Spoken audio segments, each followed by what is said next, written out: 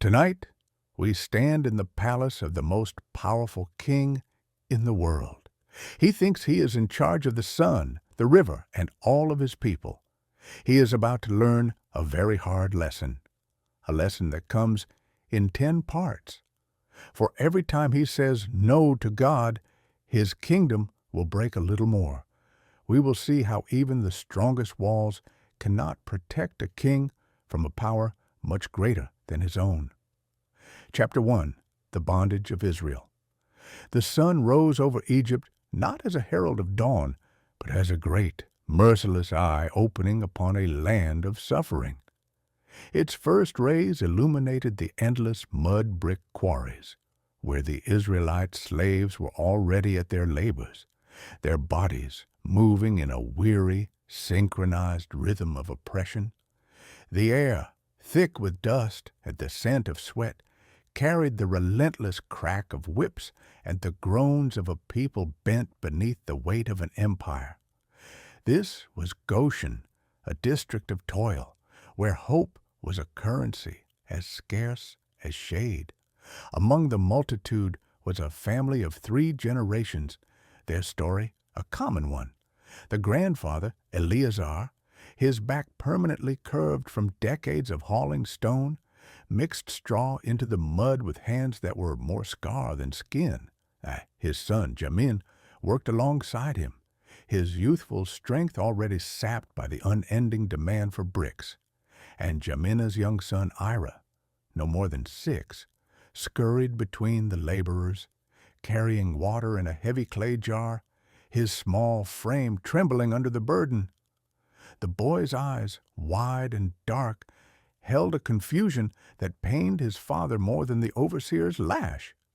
He had known nothing but this life, this world defined by mud, straw, and the fear of the Egyptian taskmaster who watched them with cold, dispassionate eyes.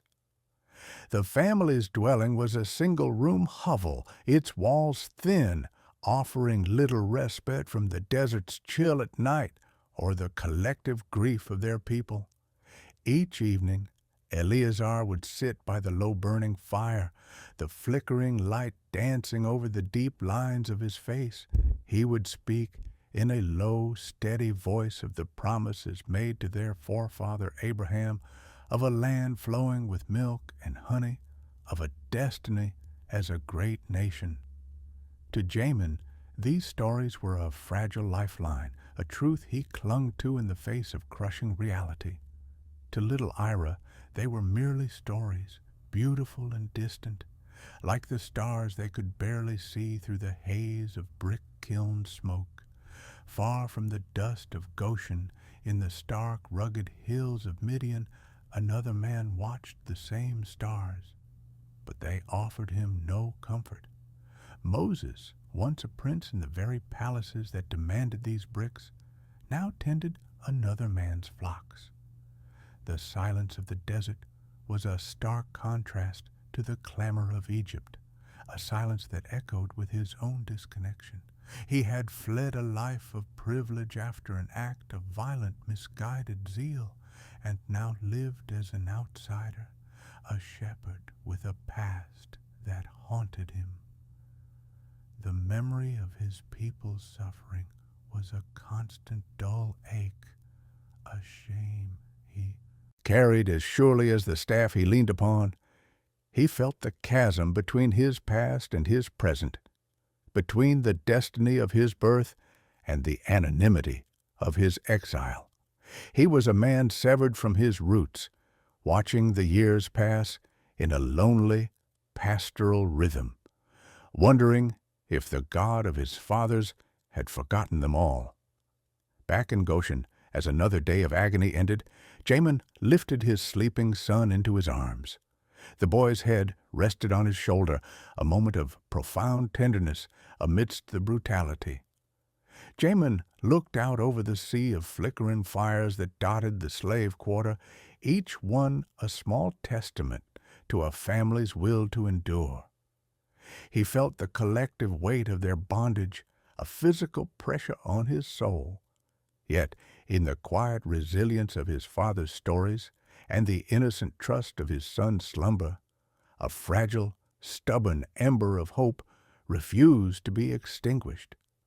It was a hope not yet attached to a name or a face, a hope that whispered of a deliverance as vast and profound as their suffering. And across the desert, under a canopy of indifferent stars, the man who did not yet know he was the answer to that hope slept fitfully, haunted by a legacy he had tried to leave behind. Chapter 2. The divine summons the desert sun beat down upon the rocky slopes of Horeb, bleaching the stones and shimmering in waves of heat that distorted the horizon. Moses guided his father-in-law's flock along a familiar dusty path, his mind adrift in the monotonous rhythm of his exile. The sheep bleated softly, their movements slow and deliberate in the oppressive warmth. For 40 years, this had been his life, a stark, silent existence far removed from the grandeur of Egyptian court and the groans of the Israelite slaves. He was a man defined by what he had lost, his identity buried beneath the sands of Midian. Then he saw it. A blaze of fire erupted from a thorn bush ahead, a sudden violent splash of color against the drab landscape. Yet it was not the fire itself that arrested him, but its nature. The flames danced and writhed with an unearthly energy, consuming the bush, yet leaving it utterly intact. No smoke rose to stain the sky. No crackle of burning thorn broke the desert's heavy silence. The bush was ablaze with a holy, self-sustaining fire, a paradox of destruction and preservation that defied every law of nature. A primal awe, cold and sharp, pierced the haze of Moses' thoughts. He stopped, his staff frozen in his hand, his breath caught in his chest. This was no ordinary phenomenon. This was a sign, a breach in the fabric of the world. Driven by a reverence he did not understand, Moses turned from the path and approached the spectacle. Each step was cautious, his shepherd's sandals scuffing softly against the gravel. As he drew nearer, the air itself seemed to change, charged with a presence that was at once immense and intimately close. Then from the heart of the unburning fire, a voice called his name. It was not a sound that traveled through the air, but one that resonated within the very core of his being, a voice that spoke of foundational power and timeless authority. Moses! Moses! Terror and wonder warred within him. He could do nothing but fall to his knees, hiding his face from the overwhelming holiness before him. The voice continued, identifying itself as the God of his ancestors, the God of Abraham, of Isaac, of Jacob. It spoke of having seen the affliction of his people in Egypt, of hearing their cries, and of knowing their sorrows. A divine purpose was being unveiled, and Moses listened, his heart hammering against his ribs. Then came the commission, the words that shattered the quiet of his shepherd's life forever. He was to go to Pharaoh. He was to demand the release of the Israelites. He, Moses, the fugitive prince, the failed liberator, the humble shepherd, was to be the instrument of their deliverance. A torrent of doubt immediately flooded him. Who was he to stand before a king? The memory of his past failure rose like a ghost. The dead Egyptian, the fleeing Israelites, his own inadequacy. The voice from the fire assured him of a divine presence, but Moses' mind recoiled. What if the people did not believe him?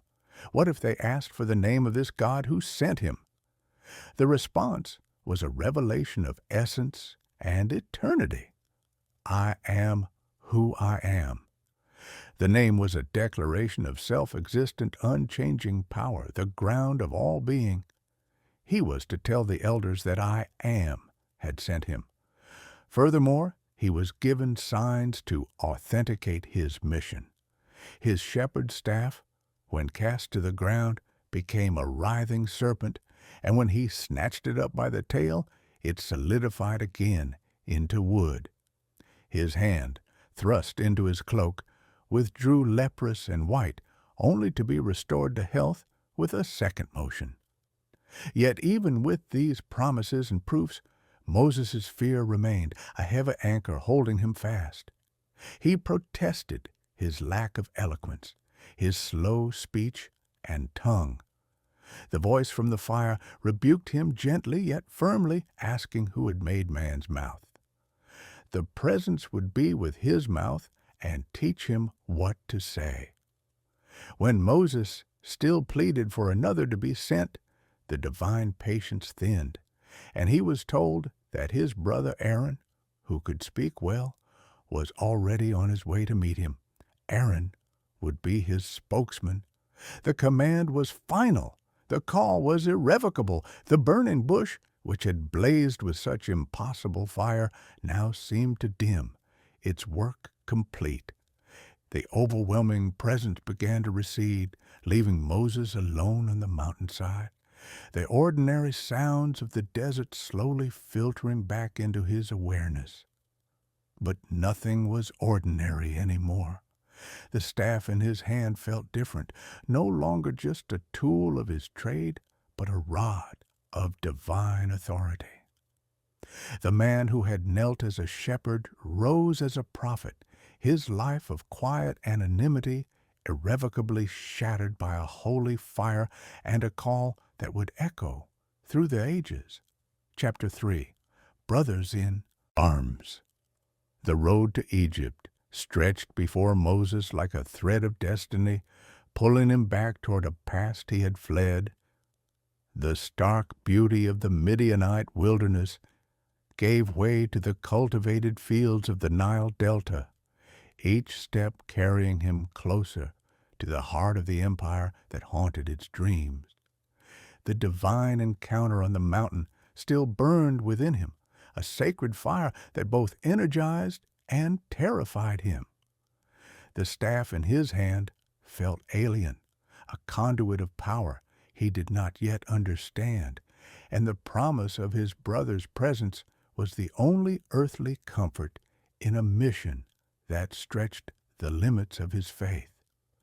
He arrived at the outskirts of the Israelite settlement in Goshen as the sun began to set, casting long, distorted shadows across the mud-brick dwellings. The air was thick with the familiar sense of dust, baking bread, and human exhaustion. It was a smell that instantly transported him back 40 years, awakening a grief and guilt he had long suppressed. He saw the people, his people, moving with the weary resignation he remembered, their faces etched with the same hopelessness. He felt the weight of their silent suffering, a burden more crushing than any stone they hauled. Then, emerging from the crowd, he saw a figure approaching. Time had etched its own story on Aaron's face, carving lines of care and endurance around his eyes. But the fundamental kindness, the patient strength Moses remembered from their youth, remained unmistakable. They moved toward each other, the space between them charged with decades of separation and a shared, unspoken history. When they met, they did not speak. Instead, they embraced, a long, fierce clasp that communicated more than words ever could. It was a reunion of blood and spirit, a binding together of two lives that had traveled vastly different paths to this singular, appointed moment. They retreated to the simple privacy of Aaron's home, a small dwelling that felt like a sanctuary amidst the surrounding oppression. In the dim light of a single oil lamp, they sat. Moses, his voice low and hesitant at first, began to recount the impossible story. He spoke of the mountain, the thorn bush that burned without being consumed, and the voice that spoke from the heart of the fire.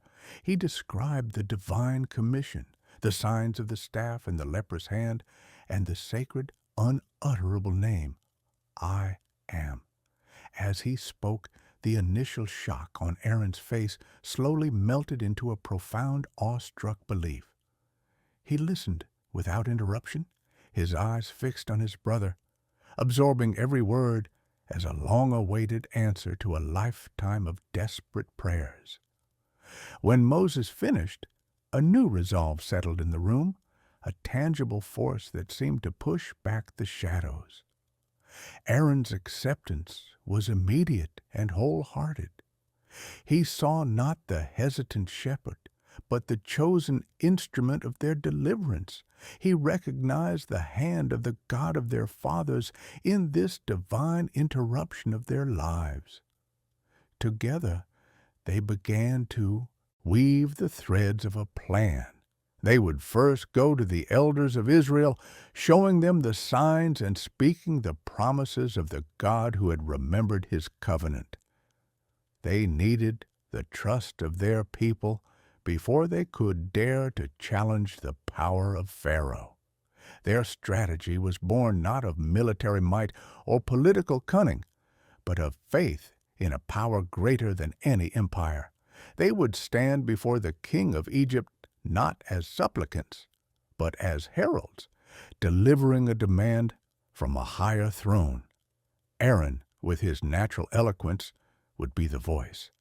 Moses, bearing the staff of God, would be the hand of power.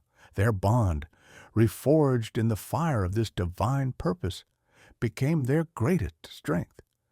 They were no longer just brothers by birth, but brothers in arms, united in a holy rebellion against the greatest power on earth. The fear did not vanish, but it was now overshadowed by a shared, steadfast resolve. That night, in a slave's hovel in Goshen, a spark of defiance was lit, a spark that would soon be carried into the very heart of Pharaoh's palace. Chapter 4. The king's refusal. The polished limestone corridors of the royal palace swallowed the sound of their footsteps, a stark contrast to the dusty clamor of Goshen.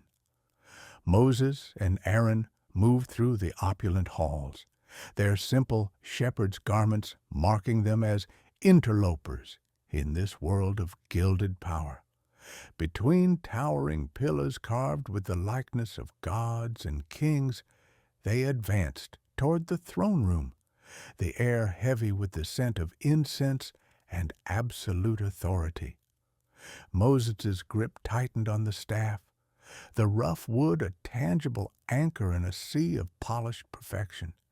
Every fiber of his being recoiled at the memory of this place, of the life he had abandoned, yet he walked forward, propelled by a purpose that dwarfed his personal history. They entered the vast throne room, a cavern of wealth designed to intimidate. Light streamed from the high windows, glinting off gold inlay and the deep blue of lapis lazuli. At the far end, elevated on a dais, sat Pharaoh, adorned with the double crown of Upper and Lower Egypt. He was the embodiment of the empire, a living god in the eyes of his people, surrounded by courtiers, priests, and guards whose faces were masks of impassive loyalty. His gaze, when it fell upon the two Hebrew brothers, was not one of curiosity, but of cold, bored assessment. They were insignificant, another minor petition from the labor force that fueled his monuments. Aaron stepped forward, his voice clear and steady, cutting through the ceremonial silence. He did not plead or bargain. He delivered a declaration, a demand from a power Pharaoh did not acknowledge. He spoke of the God of Israel and of his command to let his people go so they might hold a feast to him in the wilderness. The words hung in the air, simple and audacious. A faint, condescending smile touched Pharaoh's lips. He leaned back on his throne, the gesture one of utter dismissal. The God of the Hebrews was a name of no consequence to him, a tribal deity of a slave population. Why should he, the son of Ra, heed such a command? He did not know this Lord, and he would not let Israel go. But the audience was not over. The king's refusal was not merely a denial.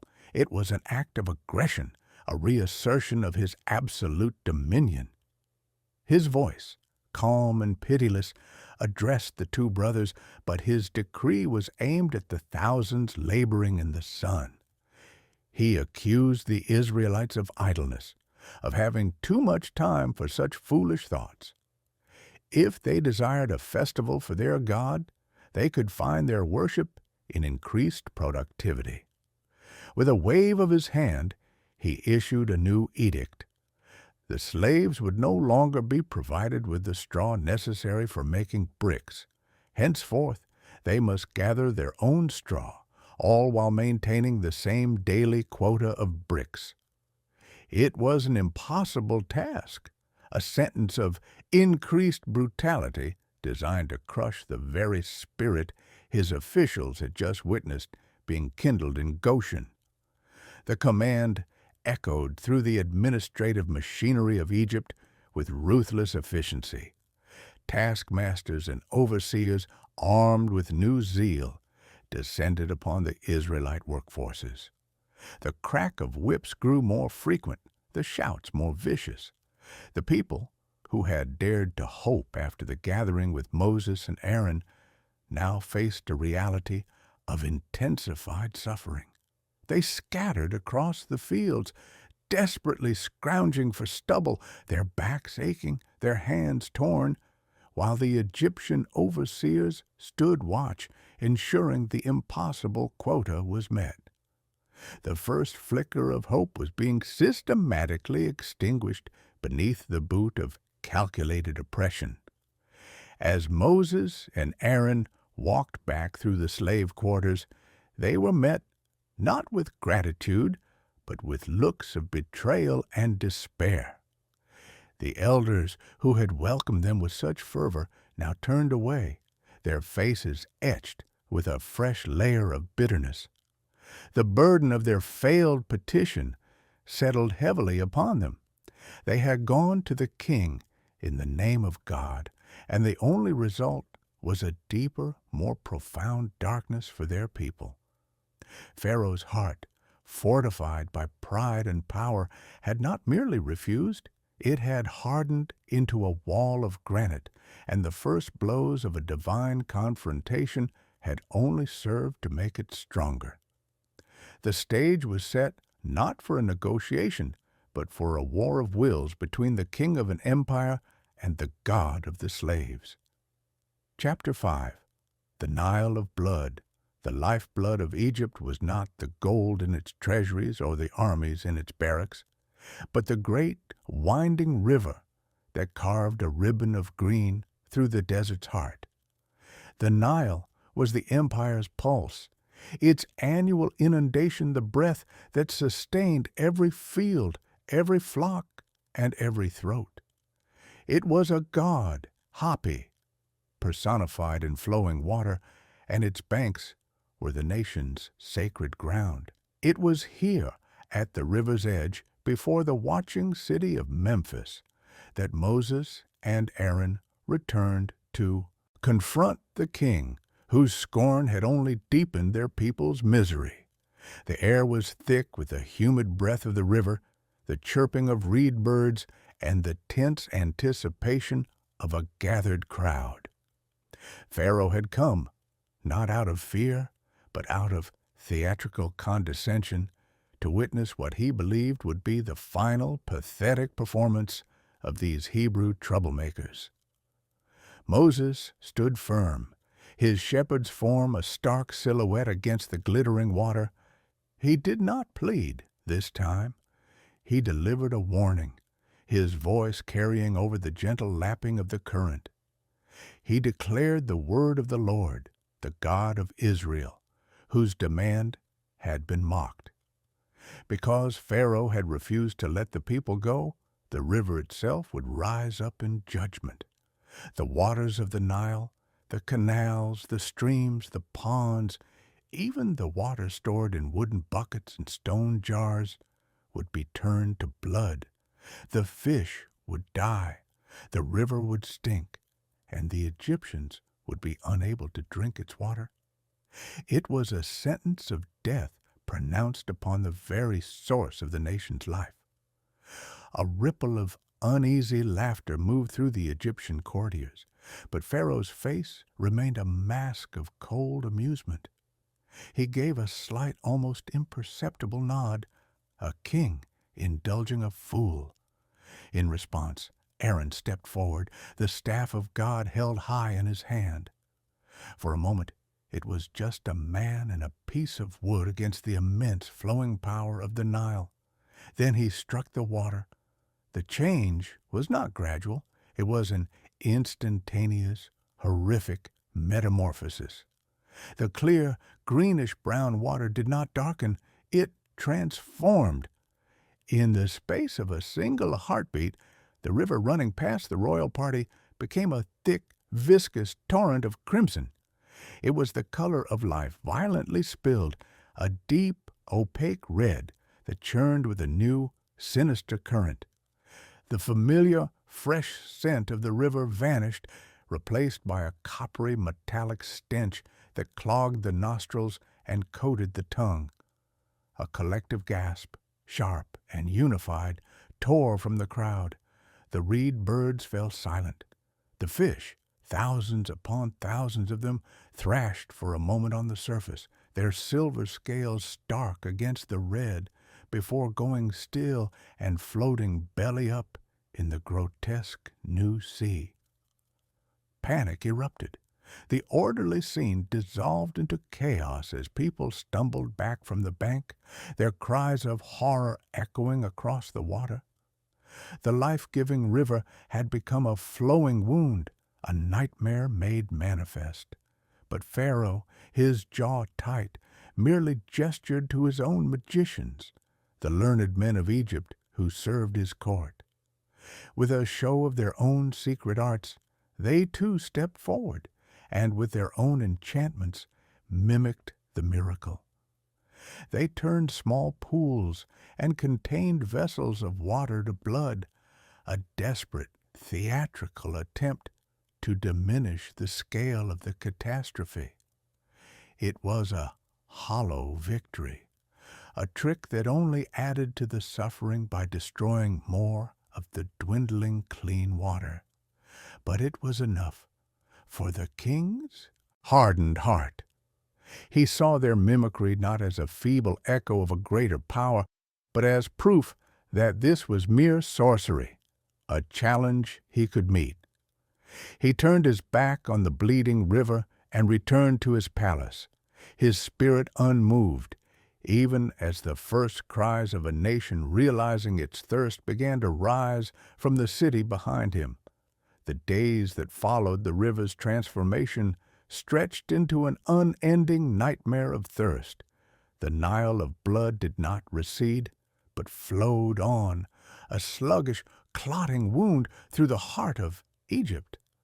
The metallic stench of it permeated everything, a constant reminder of the judgment that had befallen the land. Along the banks, where women once gathered to wash clothes and draw water, there was now only desperate, frantic digging. Egyptians of all stations clawed at the earth with their hands and tools, sinking shallow wells in the desperate hope of finding clean water filtering up through the soil. But the earth itself seemed cursed. The water that seeped into these pits was tinged with the same foul crimson, carrying the same coppery taste that burned the throat and soured the stomach. The simple, life-sustaining act of drinking became a torment. The death that began in the river spread inexorably outward. The great herds of cattle that were the pride of Egypt, the symbols of its wealth, the favor of its gods, lowed in piteous confusion as they were led to watering holes now filled with blood. They thirsted, their tongues swelling, their eyes rolling back in their heads, until they collapsed in the fields, their massive bodies becoming bloated monuments to the plague. The economic backbone of the nation began to crack. The stench of rotting fish from the river mingled with the smell of decaying livestock, creating a foul miasma that hung over the delta like a shroud.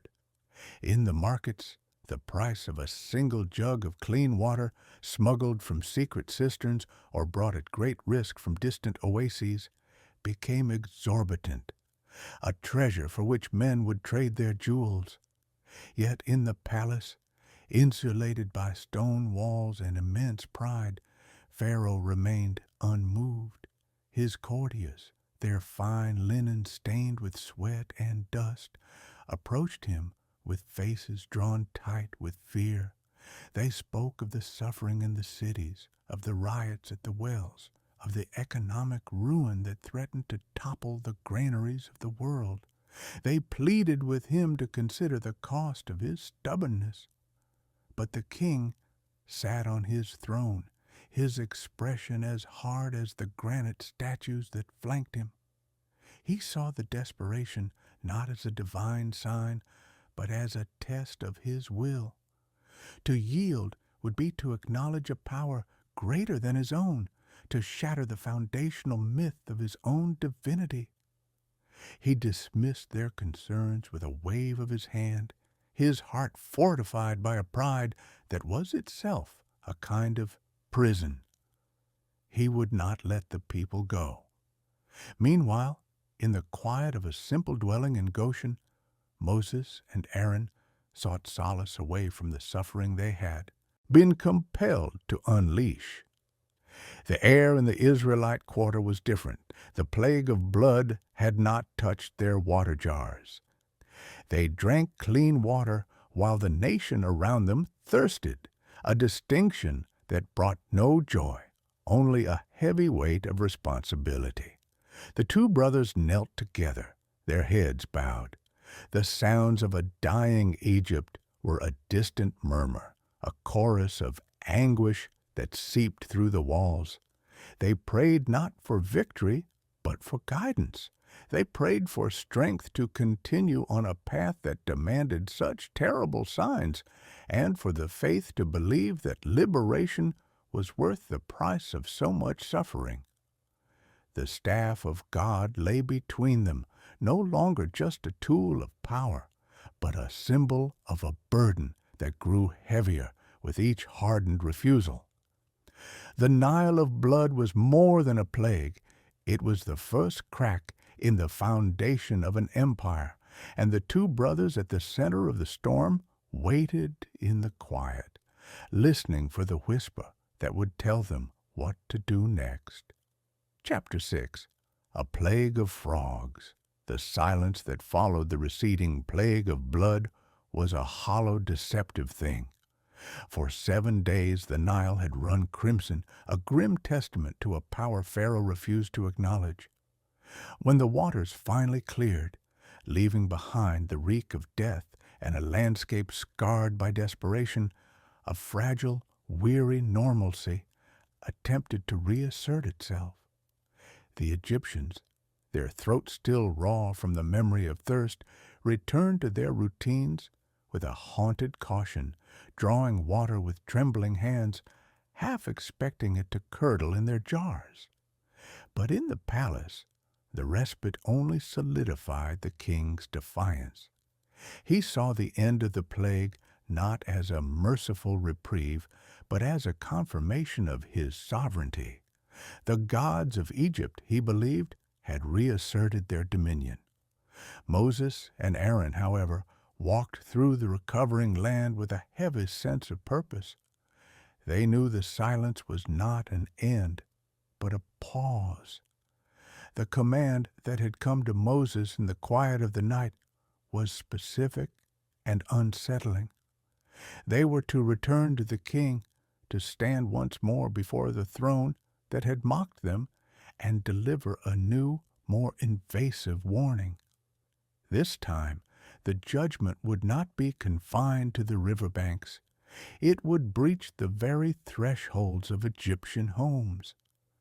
They found Pharaoh walking in his royal gardens, a manicured paradise where artificial ponds reflected the clear blue sky, a stark contrast to the recent memory of blood. The king was surrounded by the lush, irrigated beauty that was the ultimate expression of the Nile's gift, a living monument to his power. He regarded the two Hebrew brothers with a look of bored contempt, as one might regard a persistent insect. Aaron's voice once again cut through the tranquil air, but the message was far from peaceful. He declared the word of the Lord, "Let my people go, so that they may worship me. If you refuse to let them go, I will send a plague of frogs upon your whole country." The threat was almost absurd in its specificity. Not locusts to devour crops, nor pestilence to strike livestock, but frogs.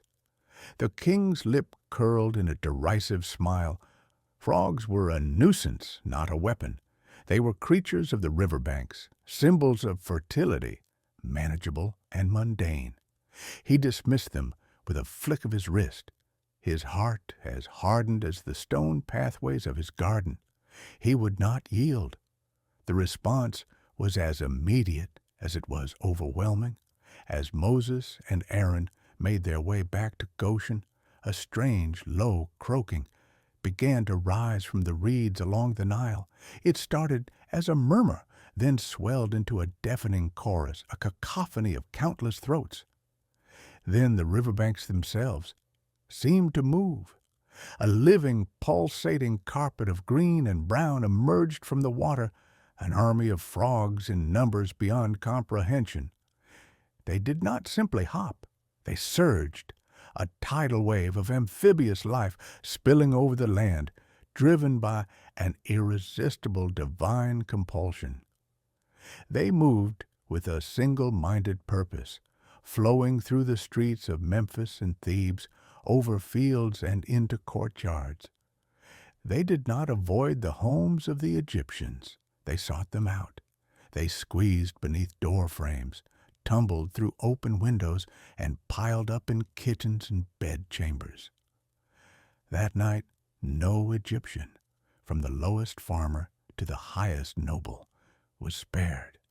Women shrieked as cold, damp bodies plopped into their mixing bowls and clung to their skirts. Men cursed, slipping on the slick, writhing masses that covered their floors. The sacred quiet of temples was broken by the incessant croaking that echoed off stone altars. The most profound violation was in the bedrooms. As families sought rest, they found their beds already occupied. The soft, yielding forms of frogs squirmed beneath the sheets, their cold skin a shocking contrast to the warm linen. They piled in the corners of rooms, their unblinking eyes reflecting the lamplight, their ceaseless chorus making sleep an impossibility. The very concept of home, of a private sanctuary, was obliterated. Every loaf of bread had to be checked for stowaways, every cup of water inspected before drinking. The air grew thick with the smell of marsh and the pervasive sense of filth. It was a plague not of destruction, but of profound, intimate disgust, a relentless invasion that stripped the Egyptians of their dignity and peace, turning their ordered world into a squelching, croaking nightmare. The frog-infested nights stretched into an unbearable eternity, each hour marked by the ceaseless, maddening chorus of a million croaking throats. Sleep became a distant memory for the Egyptians, who now lived in a state of perpetual, twitchy exhaustion. The palace, for all its grandeur, offered no sanctuary. Pharaoh himself, the god-king, found no peace upon his gilded couch. The cold, damp bodies squirmed beneath his silken sheets, their sticky feet pattering across his face in the dark. The constant wet noise filled the opulent chambers, a sound that eroded sanity as surely as water wears down stone. The pride that had fortified his heart began to crack under the relentless, undignified assault. His empire was being humiliated not by an army, but by a swarm of common river frogs. On the third day of the invasion, he could bear it no longer. His regal composure shattered. He summoned Moses and Aaron to the palace with a frantic urgency that stood in stark contrast to his previous disdain. They found him not on his throne, but pacing a chamber where servants scrambled to sweep piles of frogs from his path. His eyes were wide, shadowed by sleeplessness, and his fine robes were rumpled. The aura of divine authority had been stripped away, leaving only a desperate, tormented man. He did not command. He begged. His voice, once the instrument of absolute power, was now a strained plea. He asked Moses to entreat the Lord to take the frogs away from him and his people. In return, he promised, he would let the Israelites go to offer sacrifices to their God in the wilderness. It was the concession they had sought, wrung from him not by reasoned argument, but by sheer visceral misery. Moses, standing amid the squalor of the royal court, regarded the broken king. He did not gloat or press his advantage. Instead, he offered the humbled monarch a choice, a small sliver of control in a situation governed by a higher will. He asked Pharaoh to set the time for the frogs to be removed, a test of the prophecy's precision. The king's answer was immediate, desperate for any end to the torment. "Tomorrow," he rasped. It was a plea for one more night of suffering, a strange testament to a lingering pride that would not allow for instant capitulation. Moses accepted the terms. He left the palace and raised his voice in prayer to the heavens, interceding for the very people who held his own in bondage. The divine response was as swift as the judgment had been. The following day, at the appointed hour, a great stillness began to fall over the land. The cacophonous croaking that had been the soundtrack of Egypt for days first faltered, then ceased altogether. The frogs did not hop back to the river. They died where they were, in the beds, the ovens, the kneading troughs, and the courtyards. One moment they were a living plague. The next, they were a mass of decaying flesh. The relief from the noise and movement was immediate and profound, but it was swiftly replaced by a new, more insidious horror. The stench of death descended upon Egypt. Millions upon millions of frog carcasses began to bloat and rot in the intense heat. The air, once thick with sound, was now thick with a foul, sweet, and putrid odor that made people retch. The Egyptians, who had been piling the dead frogs into great heaps, found the task overwhelming. The stacks of bodies filled the streets and fields, their decomposition tainting the very soil and polluting the air for miles. The land that had been invaded by life was now conquered by death, and the price of Pharaoh's brief capitulation was a stinking open grave. And as the foul miasma filled his nostrils, something in Pharaoh's heart shifted once more. The memory of the torment faded, replaced by the visceral offense of the cleanup and the reek of his own humiliation. The relief he felt curdled into resentment. He saw the piles of dead frogs not as evidence of a power that could give and take away, but as a mess left by a troublesome deity. His pride, bruised and festering, reasserted itself. He had gotten what he wanted. The frogs were gone. The promise made in a moment of weakness felt like a trap from which he could now escape. He took a deep, defiant breath of the foul air and hardened his heart. He would not let the people go. The promise was broken. the concession revoked, and the path was cleared for a deeper, more terrible darkness to come. Chapter 7. The dust of gnats. The air in Egypt had grown heavy, not just with the lingering stench of decay from the heaped frog carcasses, but with a new simmering tension. The brief capitulation of Pharaoh had proven as hollow as a dried reed, his promise swept away with the same indifference his servants showed when shoveling the dead frogs onto the great smoking pyres that dotted the landscape. For Moses and Aaron, the return to Goshen was a somber march. They had witnessed the flicker of surrender in the king's eyes, only to see it extinguished by the stubborn flame of his pride. The respite was over. The divine patience, it seemed, was wearing thin, and the next sign would be one not of invasive nuisance, but of undeniable distinction. They did not return to the palace. There was no more warning to be given, no more theatrical presentations before the throne. The instruction came to Moses with a stark simplicity that brooked no argument. He was to tell Aaron to stretch out his staff and strike the dust of the earth. The command felt different from the ones before. It was an attack on the very fundament of the land, the soil from which the Egyptians believed their god Geb had sprung. The dust was ubiquitous, the substance of the desert that constantly threatened to reclaim the cultivated fields, a symbol of poverty and death. To turn it into an instrument of affliction was to curse the ground beneath their feet. At the border of Goshen, where the slave quarters met the fields of Egypt, Aaron obeyed.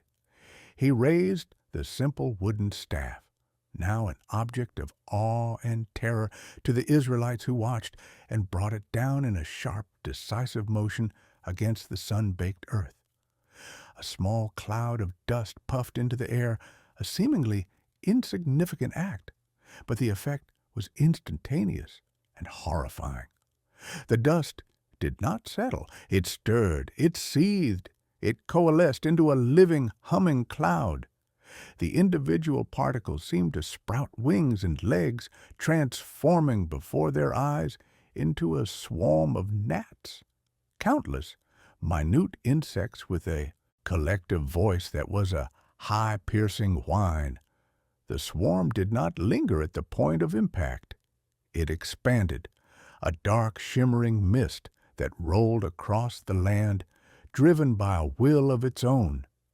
It moved into the Egyptian villages and cities, into the open courtyards and through the narrowest cracks in the mud brick walls.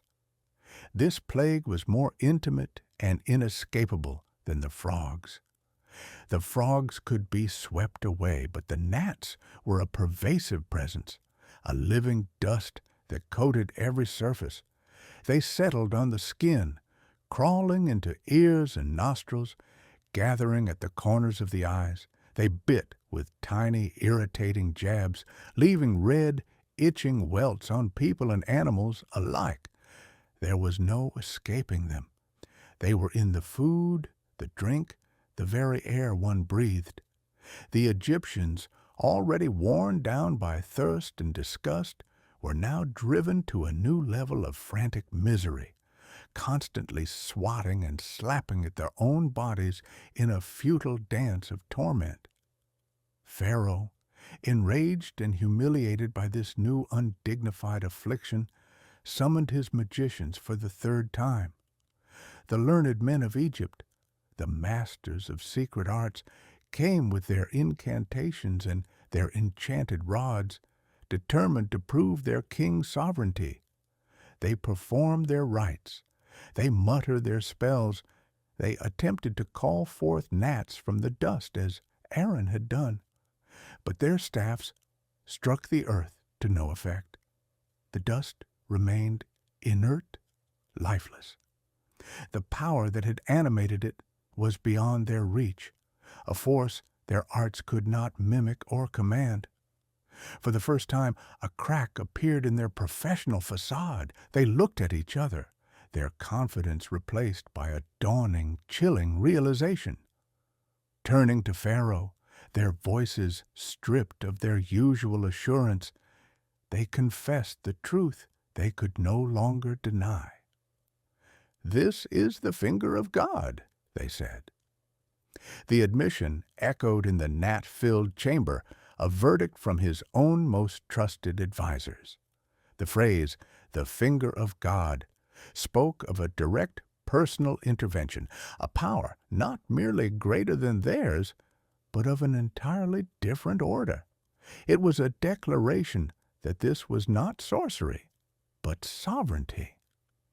Yet the words that should have broken the king's resolve seemed to bounce off the hardened shell of his heart. He heard the confession of his magicians. He felt the incessant bites of the gnats on his own skin, and he saw the demoralization in the eyes of his court. But to accept their conclusion was to abdicate his own divine status. His pride, now a desperate, flailing thing, clenched tight against the undeniable evidence. He set his jaw, his eyes burning with the defiant fury that was his only remaining defense against the truth. He would not listen to them. He would not let the people go. The gnats continued to swarm, a living, humming testament to a power he refused to acknowledge, and the dust from which they came now felt like the ashes of his own crumbling authority. Chapter 8. Swarms of Flies. The air, still thick with the memory of gnats, grew heavy with a new and more formidable threat. The distinction between Egypt and Goshen, once a subtle undercurrent in the plagues, was about to become a chasm carved by divine will. The command came to Moses not as a whisper, but as a clear, resonant directive in the quiet of the dawn. He and Aaron were to meet Pharaoh at the water's edge once more, to confront him where the first plague had begun, and to announce a judgment that would draw a line in the very soil of the delta. They found the king by the Nile, which now ran clear, but was still regarded with a superstitious dread by his attendants. Pharaoh's posture was one of rigid defiance, his arms crossed over his chest, his face a mask of bored contempt. He had weathered blood, frogs, and gnats. His heart, though battered, remained a fortress of stone. Aaron's voice, firm and unwavering, delivered the new ultimatum.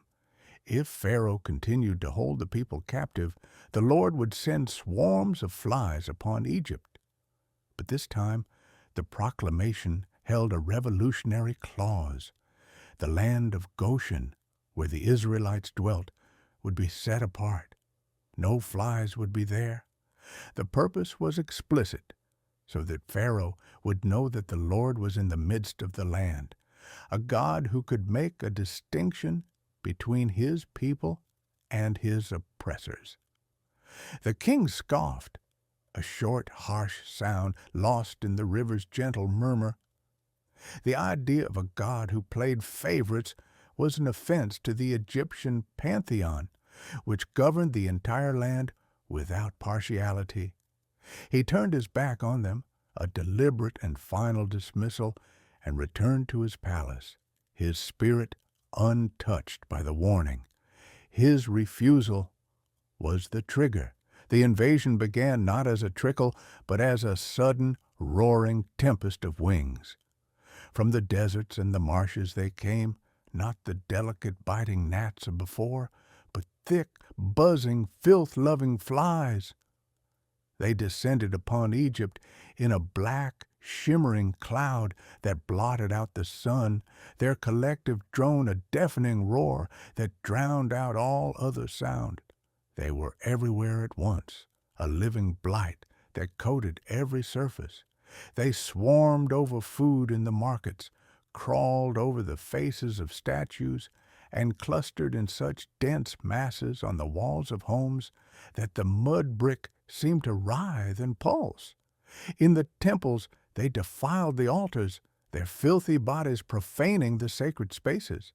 In the palaces, they crawled over fine linens and golden platters, an unstoppable tide of impurity. The Egyptians could not eat without swallowing them, could not sleep without their incessant buzzing and crawling driving them to madness. The land was plunged into a state of frantic, universal disgust.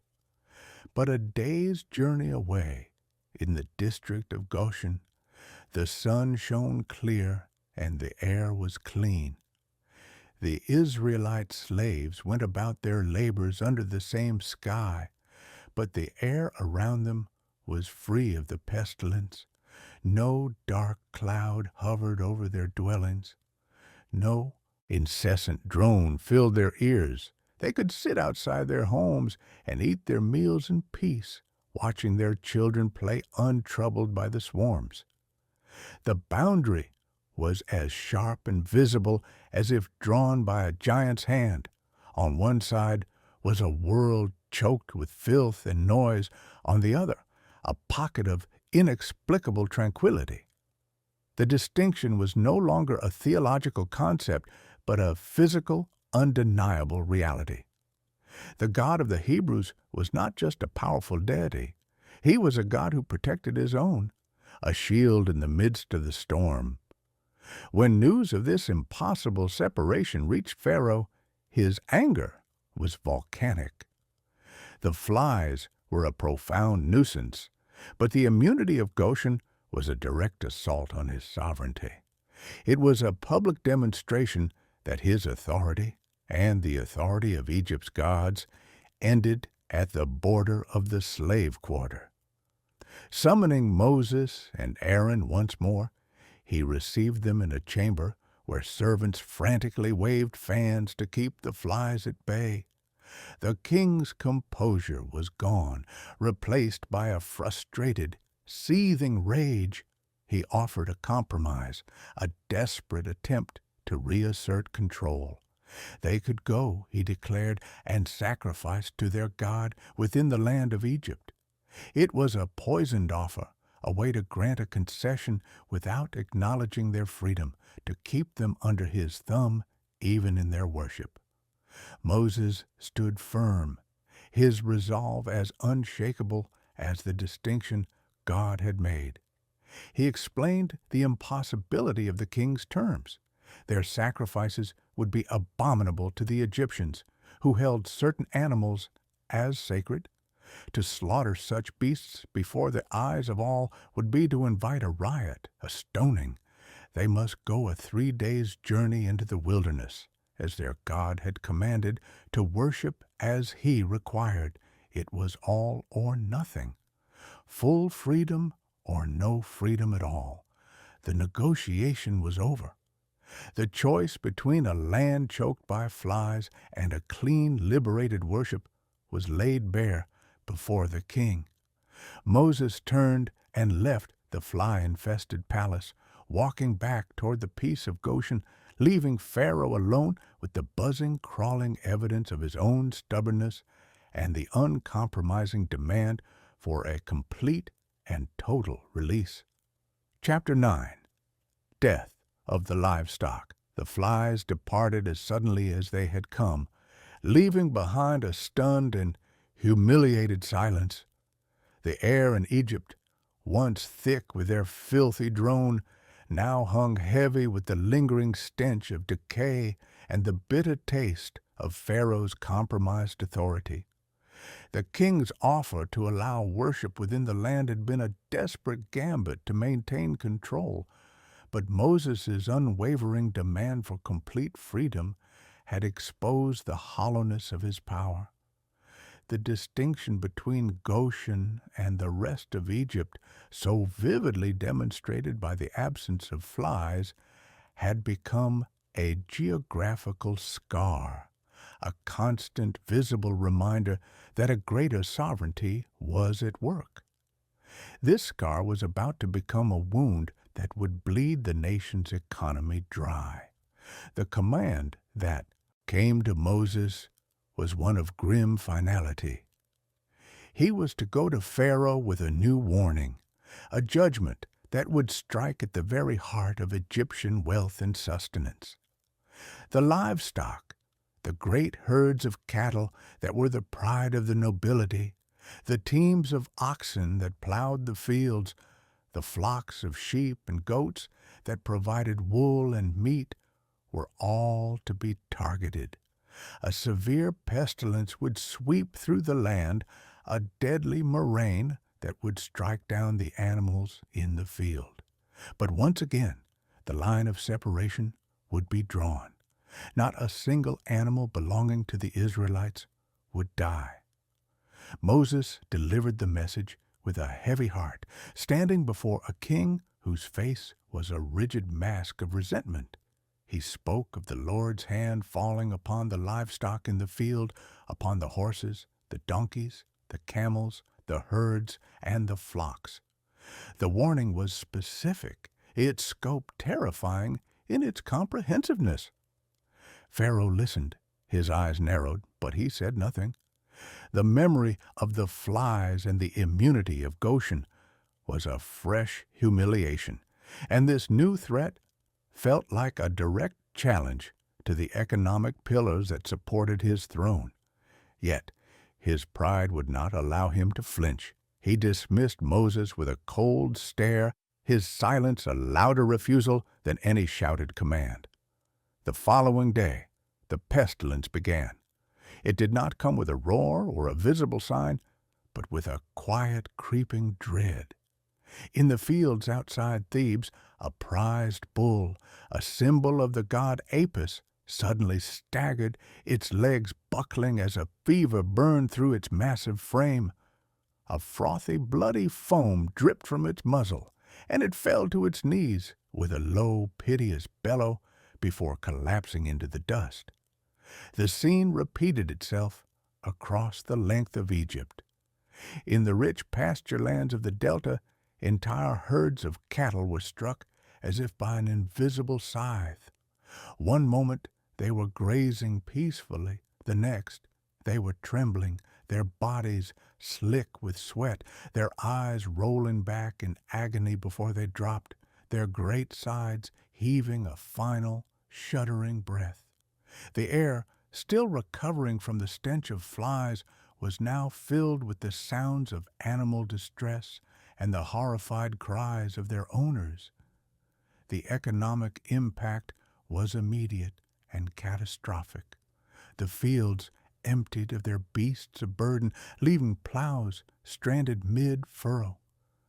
The chariot horses of the military, symbols of Egypt's imperial might, died in their stables, their carcasses adding to the growing piles of loss. The wealth of the great landowners, measured in heads of cattle, evaporated in a single day. The markets fell into chaos as the price of meat and leather skyrocketed, and the steady supply of milk and cheese dried up. A profound sense of ruin began to spread through the ruling class, a cold fear that reached even the insulated corridors of the palace. Pharaoh's officials, men whose power was tied to the land and its productivity, came to him with faces pale with fear and anger. They spoke not just of lost animals, but of a broken system. They reported the impossible, the thing that twisted the knife of their loss. A delegation sent to Goshen had returned with the astonishing news that not a single Israelite animal had succumbed. The Israelite herds lowed contentedly in their pastures, their health a stark, mocking contrast to the death that reigned everywhere else. The distinction was no longer just about flies or water. It was about life and death itself, and the message was terrifyingly clear. The officials, their own fortunes decimated, looked at their king with a new, unsettling doubt. They had followed his defiance through blood and frogs, through gnats and flies. But this was different. This was a blow to their very power base. and they began to fear that Pharaoh's stubborn pride was leading them all to utter ruin. Yet, in the face of this economic catastrophe and the terrified whispers of his own court, Pharaoh remained resolute. He received the reports of the immune Israelite herds not as a divine sign, but as a provocation. His heart, hardened by years of absolute power and a deeply ingrained belief in his own divinity, clenched like a fist. He would not see the hand of a superior God in this disaster.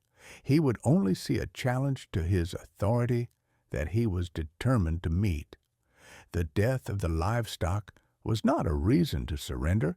It was a reason to dig in deeper. He sent his officials away with a curt dismissal, his resolve unbroken, even as the stench of death from his own royal stables filled the palace air. The economic ruin of his nation was a price he seemed willing to pay to avoid bowing his head to the God of the slaves. Chapter 10. Ashes and sores. The grim silence that followed the pestilence was a hollow, wounded thing. The fields lay littered with the swollen carcasses of Egypt's wealth, and the air, thick with the sweet, sickly smell of decay, carried the whispers of a broken people.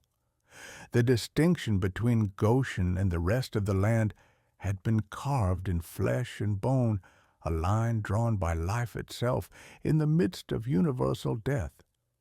Yet, within the stone heart of Pharaoh, the lesson had not taken root.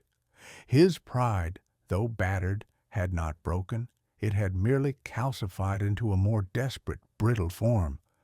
The command that came to Moses and Aaron now held no warning, no ultimatum for the king's ears. The time for words had passed.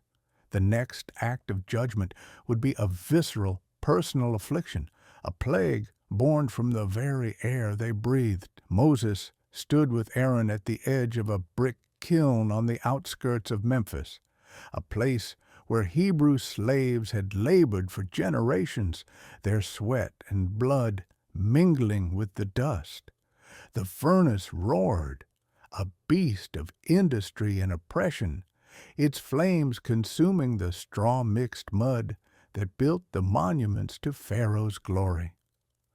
Before the eyes of the attending Egyptian overseers, whose faces were still pale from the recent loss of their livestock, Moses reached toward the heavens. His hands, once accustomed to the simple tasks of a shepherd, now moved with a terrible ordained purpose. He gestured to Aaron, who stepped forward and scooped a double handful of soot from the heart of the kiln. The fine black powder, the residue of burnt brick and broken promises, was hot in his palms, a tangible piece of the Israelites' suffering. At Moses' command, Aaron flung the soot into the air. It was not a dramatic, sweeping gesture, but a simple, decisive toss. The black particles did not simply drift on the wind. They were caught by an unseen current, a divine breath that gave them purpose. The cloud of soot did not dissipate. It spread, a dark stain against the sky, traveling not as a cohesive mass, but as a million individual curses carried on the breeze. It moved across the fields where the dead cattle lay, over the canals of the Nile, and into the streets and homes of every Egyptian village and city. The effect was immediate and horrifying. Where the fine black dust settled on the skin of people and animals, it did not merely leave a smudge. It seared. It felt like a shower of hot embers, a sudden stinging pain that erupted into fiery, suppurating blisters. Men and women cried out, clawing at their arms and faces as the boils broke out, ugly and inflamed. The affliction was universal, sparing no one. In the fields, the few remaining work animals, donkeys and camels that had survived the pestilence, bucked and bellowed in agony. their hides erupting in the same painful sores. In the palaces, the nobility, who had been insulated from the worst of the previous plagues by their wealth and walls, were not spared. The fine linen of their garments offered no protection against the divinely charged soot. They developed the same festering, painful ulcers on their hands, their faces, the soft skin of their torsos. The plague was a great leveler, humiliating the high and the low with the same indiscriminate searing pain. The most telling blow fell upon the royal court itself. Pharaoh, his body now a map of burning, oozing sores, summoned his magicians. These learned men, the masters of Egypt's secret arts, had once stood before him with confidence, mimicking the turning of water to blood. They had been his bulwark against the supernatural, his proof that the power of the Hebrews could be matched. But now, when he called for them, they could not come. The soot had found them in their sanctuaries and libraries. Their hands, which had performed intricate rites and held enchanted rods, were now swollen and covered in boils. Their feet, which had stood firm in the presence of power, could not bear their weight. They were found in their quarters, writhing in pain, unable to stand before Moses, let alone before Pharaoh. Their power was broken, their arts rendered useless. They were merely men afflicted and brought low, a living testament to the futility of opposing the finger of God. Yet, even this personal, humiliating affliction, even the sight of his most powerful advisers broken and helpless, failed to penetrate the fortress of Pharaoh's will. The pain was immense, a constant fiery reminder of his vulnerability, but his pride burned hotter. He lay on his couch, his body a canvas of agony, and instead of surrender, he nurtured a cold, furious resentment. He saw the boils not as a sign of a power he must obey, but as an insult he must avenge. To yield now would be to admit that the God of the slaves could touch his very flesh, could violate the sanctity of his person. His heart, already hardened, now turned to flint, sparking with a defiant fury against the God who dared to afflict him so personally. The Lord had hardened his heart, but Pharaoh had provided the stone. He would not let the people go. The ashes of the brick kiln had become the sores on his skin, and the only freedom he desired was freedom from the God who held him in his grip. Chapter 11. Hail and Fire. The air in Egypt grew taut, a drawn bowstring waiting for the release of a new and terrible arrow. The memory of the boils was a fresh, searing brand upon the collective consciousness of the people, a humiliation that had touched every level of society, from the lowliest field hand to the God-King himself. The painful, oozing sores had begun to scab over, leaving behind a landscape of itchy, irritable misery. Yet, in the palace, the silence from Pharaoh was not one of contemplation, but of sullen, entrenched defiance. His body had been violated, his magicians rendered impotent, but his will remained a fortress, its gates barred and its walls manned by pride. Moses and Aaron, their resolve tempered in the fires of repeated confrontation, received the next command with a heavy sense of its escalating severity.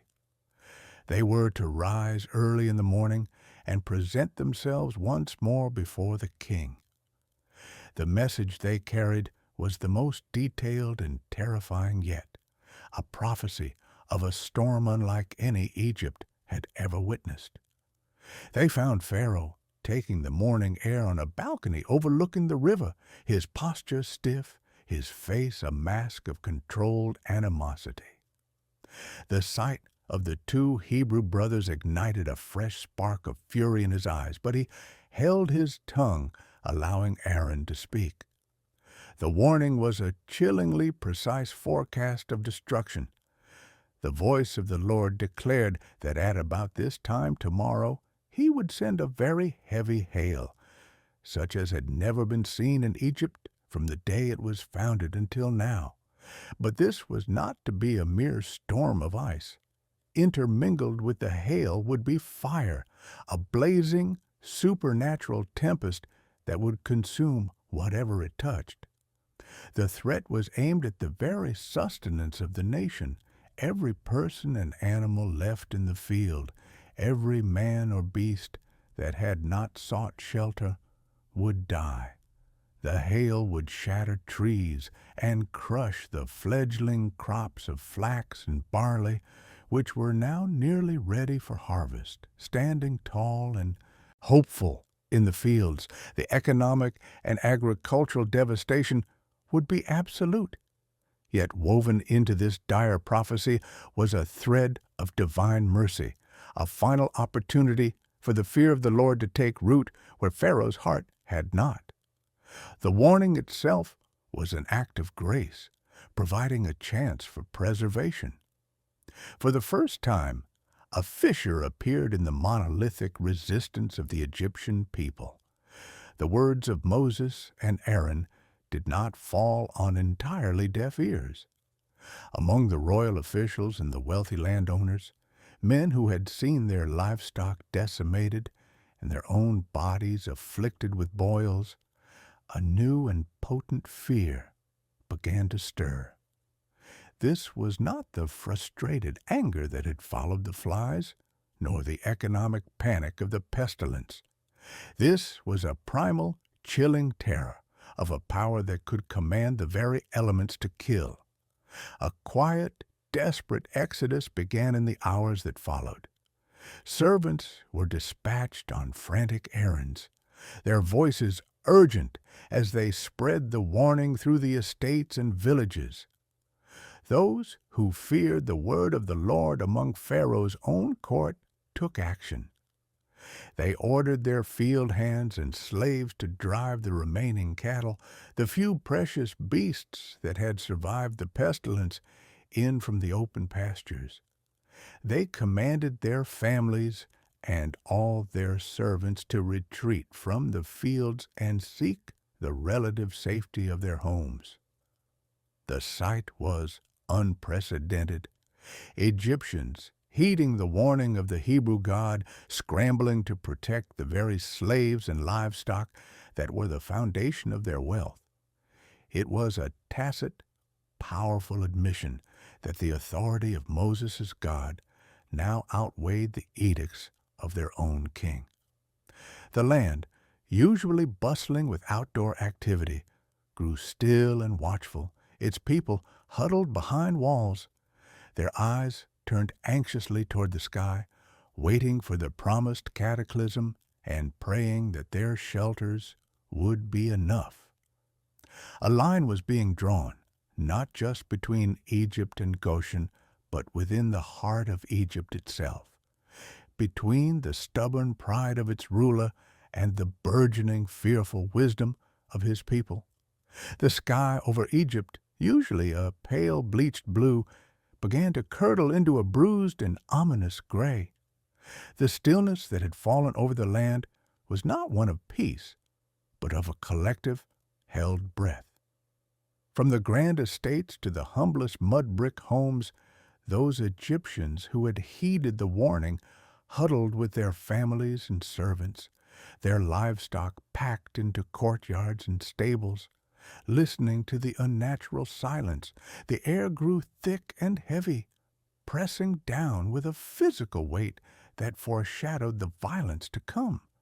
Then a low rumble echoed from the heavens, a deep-throated growl that was not thunder, but the sound of celestial machinery grinding into motion. The first hailstones were the size of pebbles, rattling against roofs and pattering into the dust. But within moments, they swelled into monstrous, jagged chunks of ice, some as large as a man's fist, others the size of loaves of bread. They did not fall. They were hurled from the sky with murderous force, shattering tiles, splintering wood, and denting metal. The sound was a deafening, continuous roar, a cacophony of impacts that drowned out all other noise. But this was no ordinary storm. Entwined with the plummeting ice were great hissing tongues of fire. They danced and flickered amidst the hail, a supernatural blaze that did not sizzle out upon contact, but clung and burned, setting alight whatever it touched, thatch roofs, wooden carts, the very branches of the trees. It was a storm of contradictions, ice and fire raining together in a terrifying, impossible harmony. The devastation it wrought upon the open land was absolute. In the fields, the promising stands of barley, their heads heavy with grain, and the tall, slender flax, nearly ready for harvest, were pulverized into a wet, green pulp. The hailstones smashed through the tender plants while the fire licked at the wreckage, leaving behind smoldering, ice-glazed ruins. Orchards of fig and pomegranate were stripped bare, their branches snapped and littering the ground like broken bones, the unripe fruit smashed and scattered. The vines in the vineyards were shredded, the promise of wine lost in a single, brutal hour. For any living thing caught in the open, the storm was a death sentence. A shepherd who had scoffed at the warnings and remained with his flock in a distant pasture was struck on the temple by a chunk of ice and killed instantly, his body lying amidst his sheep, which themselves were broken and still, their wool matted with blood and melting hail. A royal messenger, riding hard to deliver a scroll, was thrown from his horse as the animal reared in terror. Both man and beast were pummeled into the mud, their forms quickly covered by the accumulating ice and ash. The screams of those caught outdoors were short-lived, swallowed by the storm's overwhelming roar.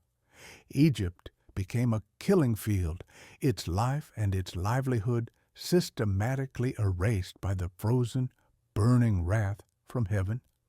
Inside the palace, Pharaoh stood at a barred window, watching the cataclysm. He saw the fire rage amidst the ice, a sight that defied all natural law. He saw the trees in his own garden splinter and fall. The immense, impersonal power on display finally breached the walls of his pride. The boils had been a personal affliction, but this was an assault on his kingdom, a demonstration of a sovereignty that could command the very fabric of creation. The fear that had been gnawing at the edges of his consciousness now flooded him. He sent for Moses and Aaron in a panic, his command desperate. When they stood before him, the sound of the storm, a constant, terrifying backdrop. The god-king of Egypt was reduced to a supplicant. His voice trembled as he confessed.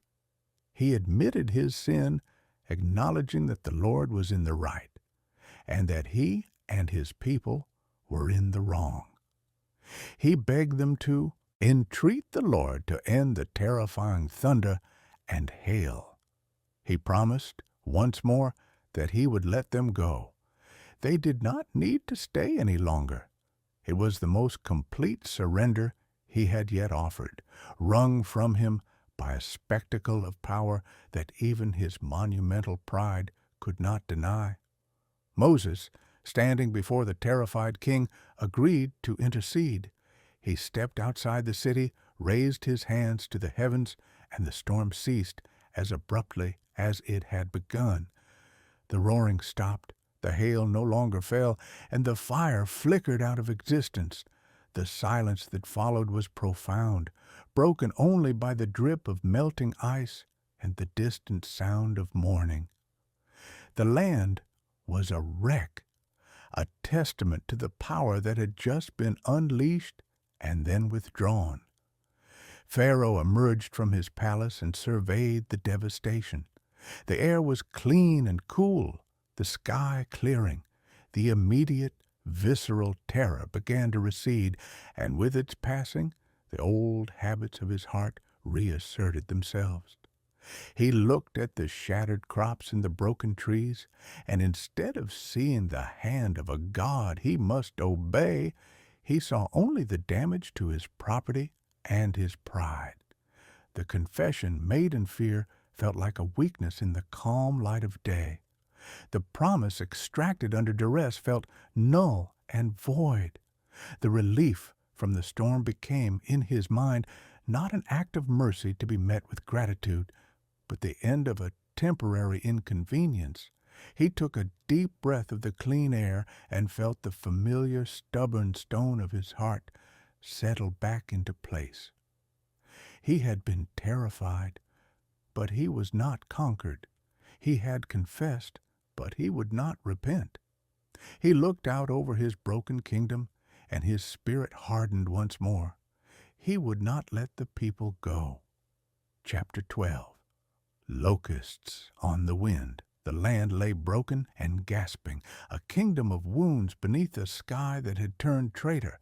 The hail and fire had not merely damaged Egypt, they had humiliated its fundamental order, proving that its gods of storm and sky were silent, powerless spectators to a greater will. The fields were a mosaic of destruction.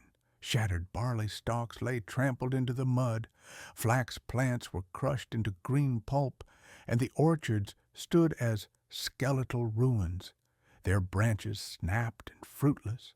The air, once heavy with the promise of harvest, now carried the damp, clean scent of melted ice and the underlying stench of smoke from fires that had burned with an unnatural cold. In the wake of such cataclysmic power, a fragile, stunned silence had fallen, a silence that begged for surrender. But within the gilded halls of the palace, surrender was a poison the king would not swallow. Pharaoh paced the length of his throne room, his footsteps echoing in the vast hollow space. The memory of his own terrified confession, the admission of sin wrung from him by the storm's fury, was a fresh brand of shame upon his soul. He had bowed, if only for a moment, and the memory of that bowing was more galling than any plague. His officials, however, stood before him not with their usual deference, but with the grim, practical faces of men who had seen their world dismantled. These were not frightened courtiers any more. They were the stewards of a crippled nation, and their patience for their king's divine pretensions had evaporated. One, a senior vizier whose own estates were now a wasteland of ice-blasted fields, stepped forward. His voice, though respectful, was stripped of all obsequiousness. He spoke not of gods and pride, but of survival. He laid the ruin bare before the throne. The barley and flax, the backbone of the textile and beer industries, were gone. The fruit trees, which provided sustenance and trade, were splintered stumps. The nation's economic vitality had been pummeled into the mud. And then, his gaze steady, he posed the question that hung in the air like a verdict. How long will this man be a snare to us? Let the people go so that they may worship the Lord their God. Do you not yet realize that Egypt is ruined? The words were a direct, unprecedented challenge. They were not a plea, but a demand born from collective despair. The other officials murmured their agreement, their faces a chorus of weary resolve. The distinction of Goshen, the immunity of the Israelites through plague after plague, was no longer a theological curiosity. It was a strategic reality. The slaves and their God were the only untouched resource in a land of universal decay. To continue opposing them was not stubbornness, It was national suicide. Summoned into this council of desperation, Moses and Aaron stood as living embodiments of the power the officials feared. They did not need to speak threats. The devastation outside the palace walls spoke for them. Yet Moses delivered the new warning with the same unwavering calm. He raised his staff, not in a strike, but as a pointer toward the eastern horizon. His voice was low, but it carried through the tense chamber. Because Pharaoh had refused to humble himself, the Lord would bring locusts into his territory. They would cover the face of the ground so that it could not be seen. They would devour whatever little remained after the hail, every leaf, every shoot, every hidden blade of grass in the sheltered gardens. They would fill the houses, a final invasive insult. It would be a swarm such as had never been seen, a living, devouring darkness that would consume the last hope of recovery. The crisis, already profound, was poised to escalate into absolute, irredeemable desolation. The officials listened, their faces pale, and looked from the prophet to their king, their silent pleas screaming in the space between them. The debate in the throne room ended not with a bang, but with a furious, dismissive wave of Pharaoh's hand. The desperate pleas of his officials were swept aside like so much chaff. Yet, after Moses and Aaron had been ejected from his presence, a cold, pragmatic fear began to coil in the king's gut. The memory of the hail was too fresh, the devastation too complete. He could not ignore the unified terror of the men who managed his empire. In a moment of calculated, insincere concession, he summoned the brothers back. His offer was a masterpiece of duplicity, a carefully parsed compromise designed to give the illusion of surrender while maintaining his control. The men could go, he declared, to worship their Lord, but the women and children, the flocks and the herds, must remain in Egypt. They would be the king's hostages, a guarantee of the men's return. It was a gambit to split the Israelite community, to grant a religious furlough without acknowledging their fundamental freedom. Moses saw the trap instantly. His rejection was swift and absolute.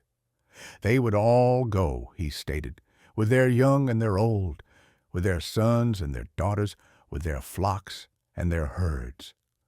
Their festival to the Lord required the whole community. Their worship demanded their entire lives. The demand for total liberation was non-negotiable. At this, the last vestiges of Pharaoh's composure shattered. The mask of the pragmatic ruler fell away, revealing the furious, cornered god-king beneath. He screamed at them, his voice cracking with rage, and had them driven from his presence with threats. They were never to see his face again. He roared on pain of death.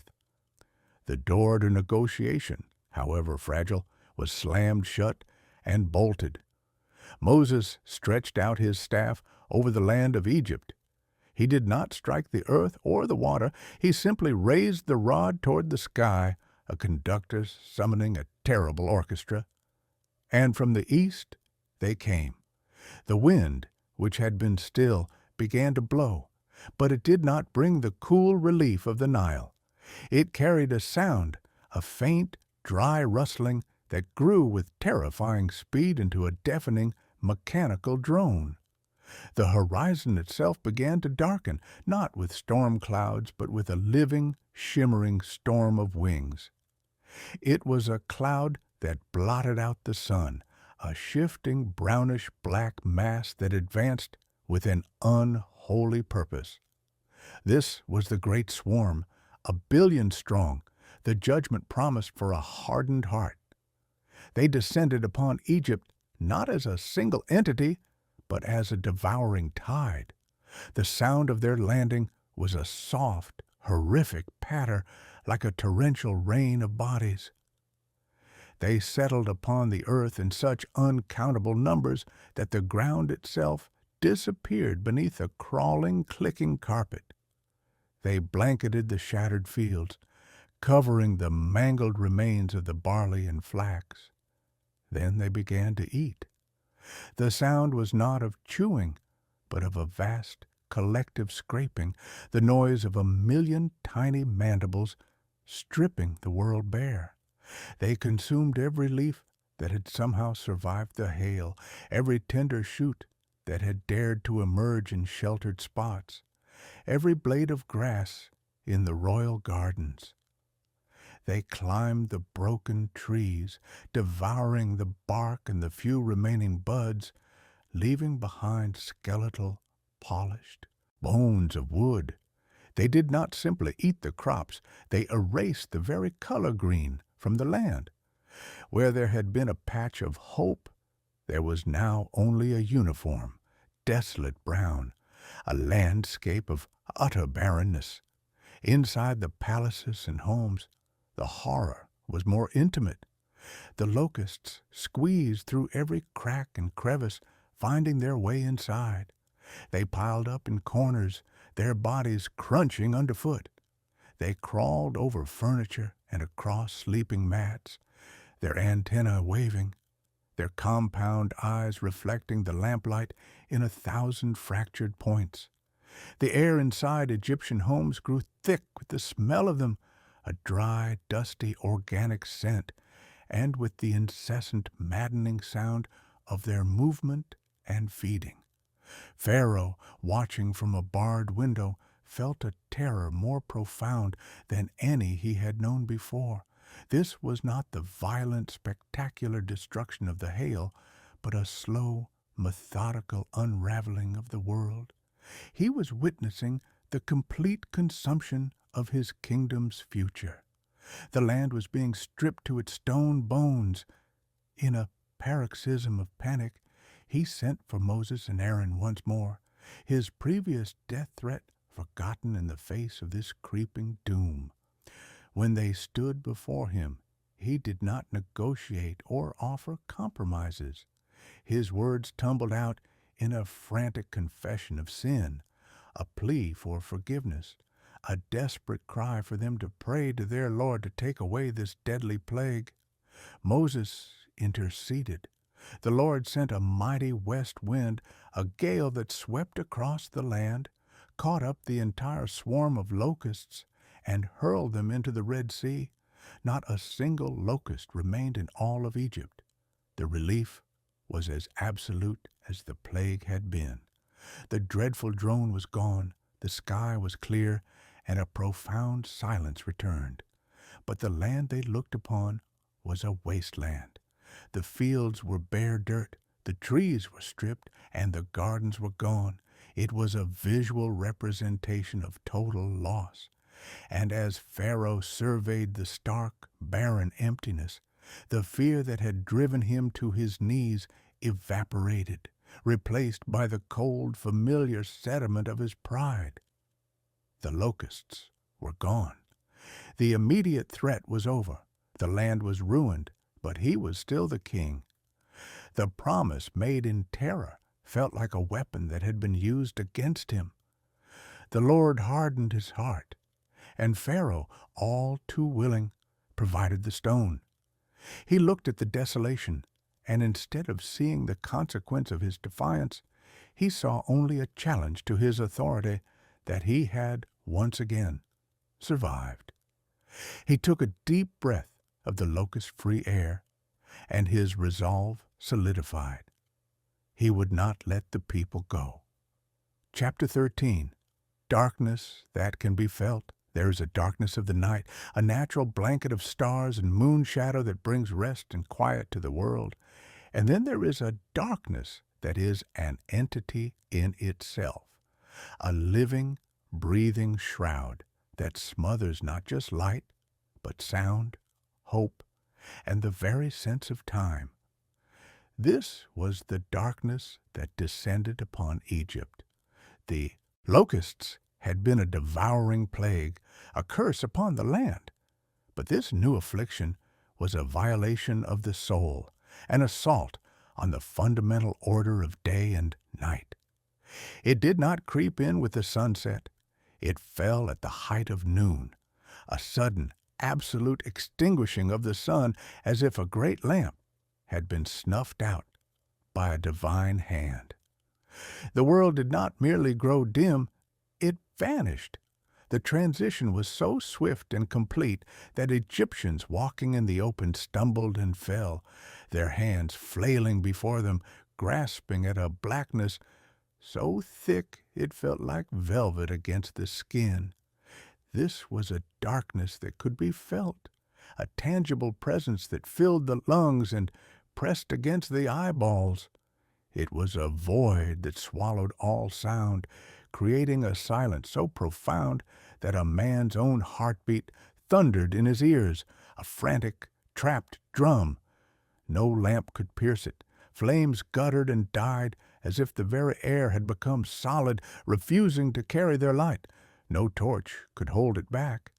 Their glow was absorbed within inches, leaving the bearer isolated in a tiny, trembling island of self, surrounded by an impenetrable ocean of night. Terror, cold and absolute, seized the nation.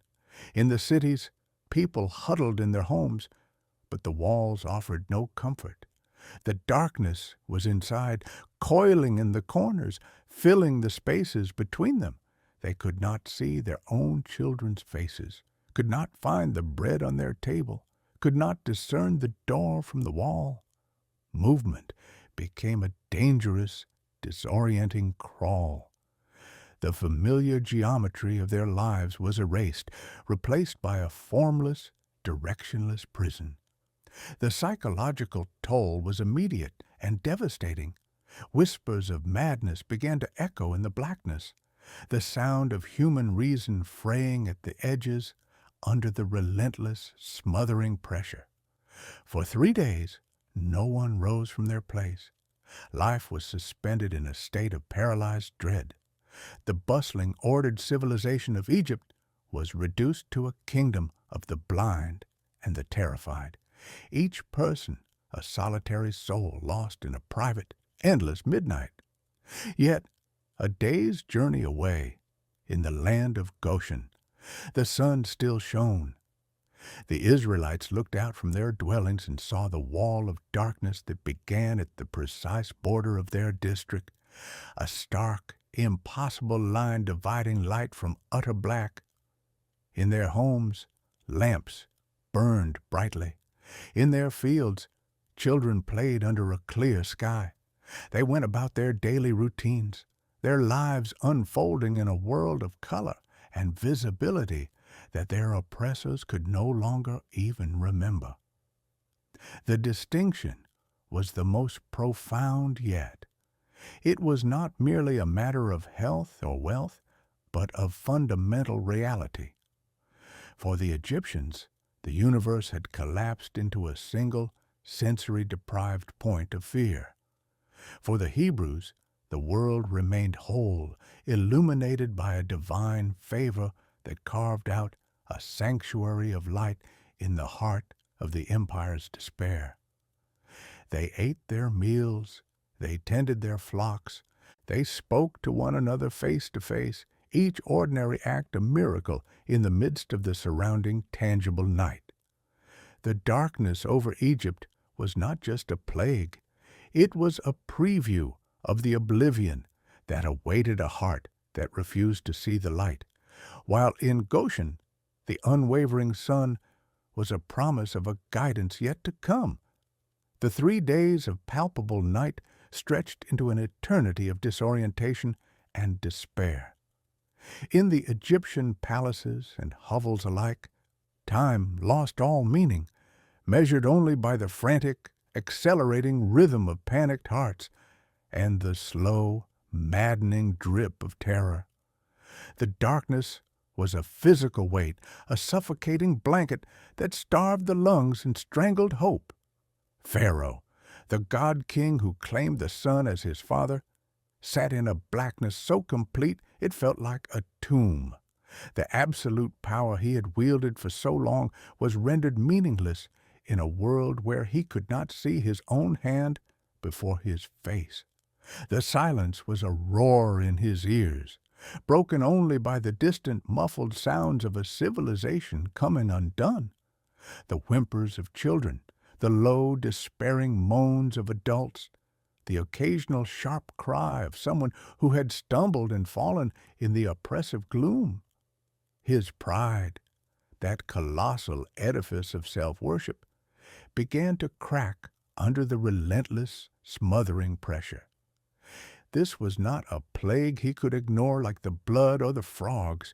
This was an assault on his very perception of reality, a demonstration that the God of the Hebrews could unmake the world itself. On the third day, driven by a fear that had finally eroded the foundations of his defiance, he summoned Moses. The prophet was led through the lightless corridors of the palace by servants who shuffled and groped their way, their voices trembling as they called out to one another in the void. They found the king, not on his throne, but hunched in a chamber where the darkness was as absolute as everywhere else. Pharaoh's voice, when it came, was stripped of its royal authority, reduced to a strained, desperate whisper in the endless night. He could not see Moses, but he spoke toward the sound of his breathing, his words a frantic attempt to negotiate with the power that held him captive. His offer was a concession, but a fractured one, a last desperate attempt to retain some shred of control. They could all go, he declared, the men, the women, the children, but their flocks and herds must remain behind. They were to leave their livestock as a pledge, as collateral for their return. It was the plea of a man trying to bargain with a hurricane, a futile attempt to impose the rules of commerce upon a force of nature. He was offering freedom for the people, but not for their wealth, their sustenance, their future. It was a partial release, a liberation in chains. Moses' voice cut through the darkness, calm and unwavering, a point of certainty in the formless chaos. He rejected the offer with a finality that brooked no argument. Not a hoof would be left behind, he stated. Their livestock must go with them, for they did not know what sacrifices they must make to the Lord their God until they reached the place he would show them. The demand was for complete and total severance from Egypt, people, possessions, and purpose. There could be no ties, no hostages, no conditions. It was all or it was nothing. The king's fear curdled into a hot, impotent rage. The darkness that had humbled him now felt like a personal insult, and this unwavering demand from the Hebrew prophet was the final provocation. The negotiation was over. The last thread of his patience snapped. His voice, which had been a whisper, rose to a shrill, trembling shout in the blackness. He could not see Moses to threaten him with a pointed finger, so he hurled his words like daggers into the void. He told Moses to get out of his sight, to leave his presence and never return. And then he uttered the fateful, foolish threat. If he ever saw Moses' face again, he would have him killed. It was the roar of a cornered beast, a declaration of war made by a man who could not even see his enemy. Moses' reply was chilling in its simple acceptance. "Just as you say," he answered, his voice already fading as he turned to go. "I will never see your face again." The words hung in the oppressive air, a prophecy and a sentence. Then the sound of his footsteps receded, swallowed by the consuming darkness, leaving Pharaoh alone with his rage and his terror. The king was left in the suffocating black, his threat still echoing in the silence, a meaningless noise against the power that had just withdrawn its last offer of mercy. His heart, which had wavered in fear, now hardened into a final desperate knot of defiance. He had drawn his line in the sand, but the sand was invisible, and the tide of judgment was already turning, preparing to sweep his broken kingdom and his doomed dynasty into the annals of a forgotten night. Chapter 14. The Final Curse. The air in Goshen hummed with a tension far different from the oppressive dread that had smothered Egypt. It was the taut, resonant silence of a bowstring drawn to its absolute limit, the moment before the arrow is loosed upon its final, irrevocable flight. The 3 days of palpable darkness had been a line drawn not in sand, but in the very fabric of reality, separating the light of divine favor from the abyss of judgment. Now, as the Egyptians stumbled, blinking and disoriented, back into a sunlit world they had feared they would never see again, Moses moved among his people with a countenance of grave and terrible purpose. The time for plagues, for warnings, for negotiations was over. The ultimate confrontation was at hand. He summoned the elders of Israel to a gathering at twilight, their faces illuminated by the last of the sun's rays, which cast long, dramatic shadows across the hard-packed earth. They stood in a hushed circle around him, their eyes wide, their spirits braced for the word they knew must come. Moses' voice, when he spoke, did not boom with prophetic fury, but carried a chilling, solemn weight. He declared the final act of God's judgment upon Egypt. At midnight, the Lord would go out through the midst of the land, and every firstborn in the land of Egypt would die. The scope of the catastrophe was absolute. From the firstborn of Pharaoh, who sat on the throne, to the firstborn of the slave girl grinding at the mill, to the firstborn of all the livestock.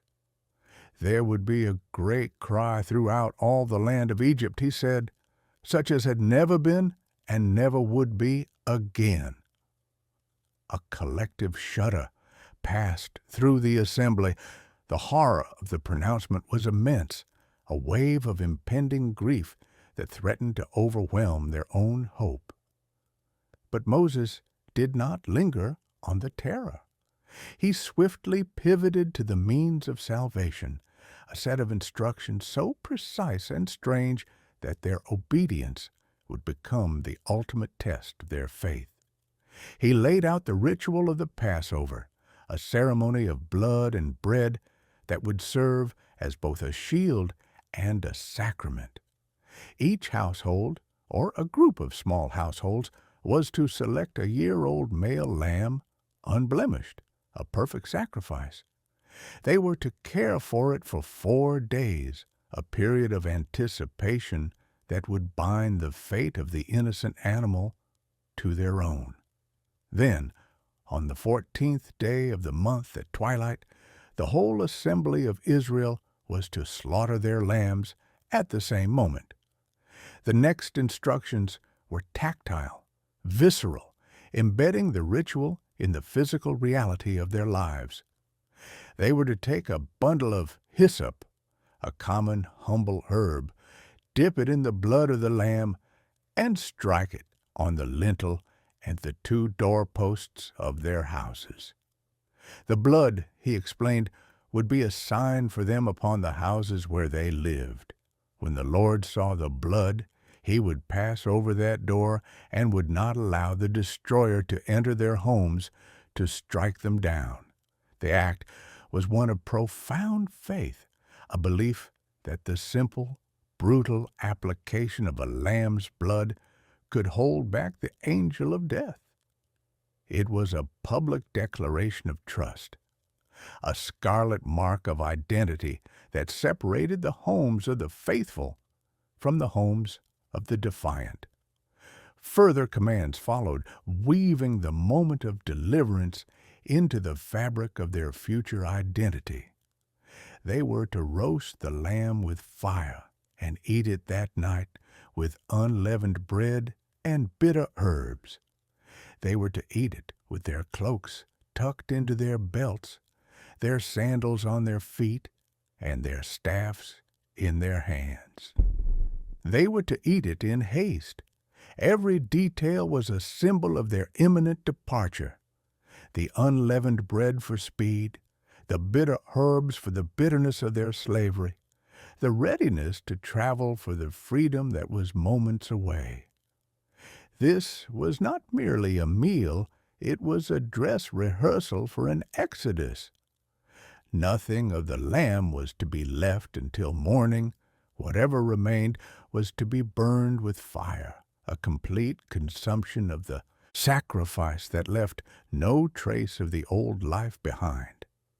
Moses looked out at the faces of the elders, seeing the fear, the awe, and the dawning comprehension in their eyes.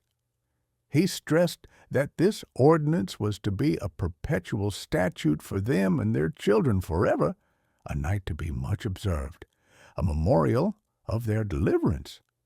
The ritual was not just for their survival, but for their remembrance, a story to be told and retold, embedding the power and faithfulness of their God into the DNA of their nation. As the last light faded from the sky, the elders dispersed, moving quickly through the twilight to carry the weighty life and death instructions to every family in Goshen. A solemn urgency fell over the Israelite quarter, a community poised on the knife edge between centuries of bondage and the terrifying, glorious dawn of freedom, their safety hinging entirely on their faith in the blood of a lamb and the word of their God. Chapter 15. The Night of Vigil. The final dreadful quiet before the storm was not a silence at all, but a symphony of whispered prayers and the frantic beating of hearts. As the sun dipped below the horizon, painting the sky in hues of blood and fire, a sacred and somber urgency descended upon the Israelite quarter of Goshen. The air, usually thick with the dust of oppression, now crackled with a different energy, a potent mixture of terror, hope, and unwavering faith. Moses' instructions, delivered with the gravity of a divine decree, echoed in every home, transforming simple dwellings into sanctuaries of preparation and every family into a priesthood of their own salvation. In the small mud-brick home of Eleazar, the atmosphere was thick with purpose. The old man's gnarled hands, which had spent a lifetime mixing straw and mud for Pharaoh's monuments, now moved with a new, reverent precision.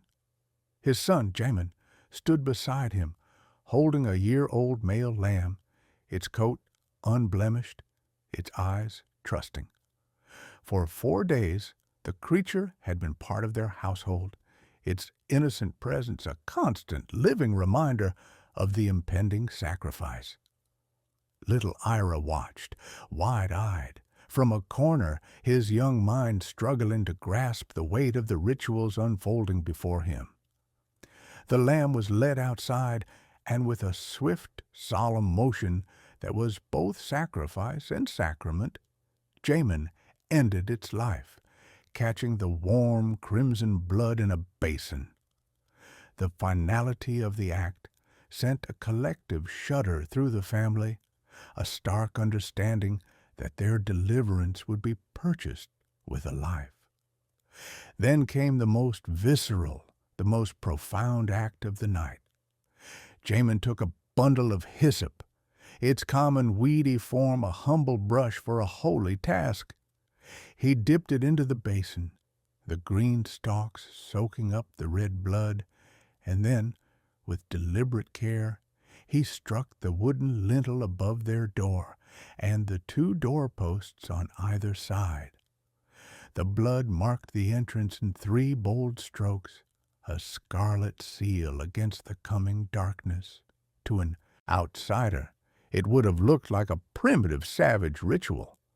But to Eleazar, who had spent his life under the lash, it was a declaration of identity. It was a public confession that their trust was not in brick and mortar, nor in the strength of their own arms, but in the power of a God who commanded them to mark their homes with the sign of a substitute's death. The blood was a shield, a promise, a stark line between the destiny of this household and the fate of Egypt. Inside, the mood shifted from solemn preparation to hushed, expectant waiting. The lamb was roasted whole over the fire, its savory scent mingling with the sharp cleansing smell of burning yeast from the unleavened bread being hastily prepared. The bitter herbs were set out, their pungent taste a deliberate invocation of the long years of slavery, a reminder of the bitterness they were leaving behind. The family gathered, their cloaks tucked into their belts, their sandals securely fastened, their staffs leaning against the wall within easy reach. They ate the meal in haste, as commanded, every bite a rehearsal for flight. There was no leisurely conversation, only the quiet sounds of consumption and the shared unspoken understanding that this was the last supper of their captivity. The normal rhythms of life were suspended, replaced by the breathless anticipation of a miracle. Outside, the same scene was repeating itself in 1,000 homes throughout Goshen. The night was alive with the soft, hurried sounds of a people preparing for deliverance.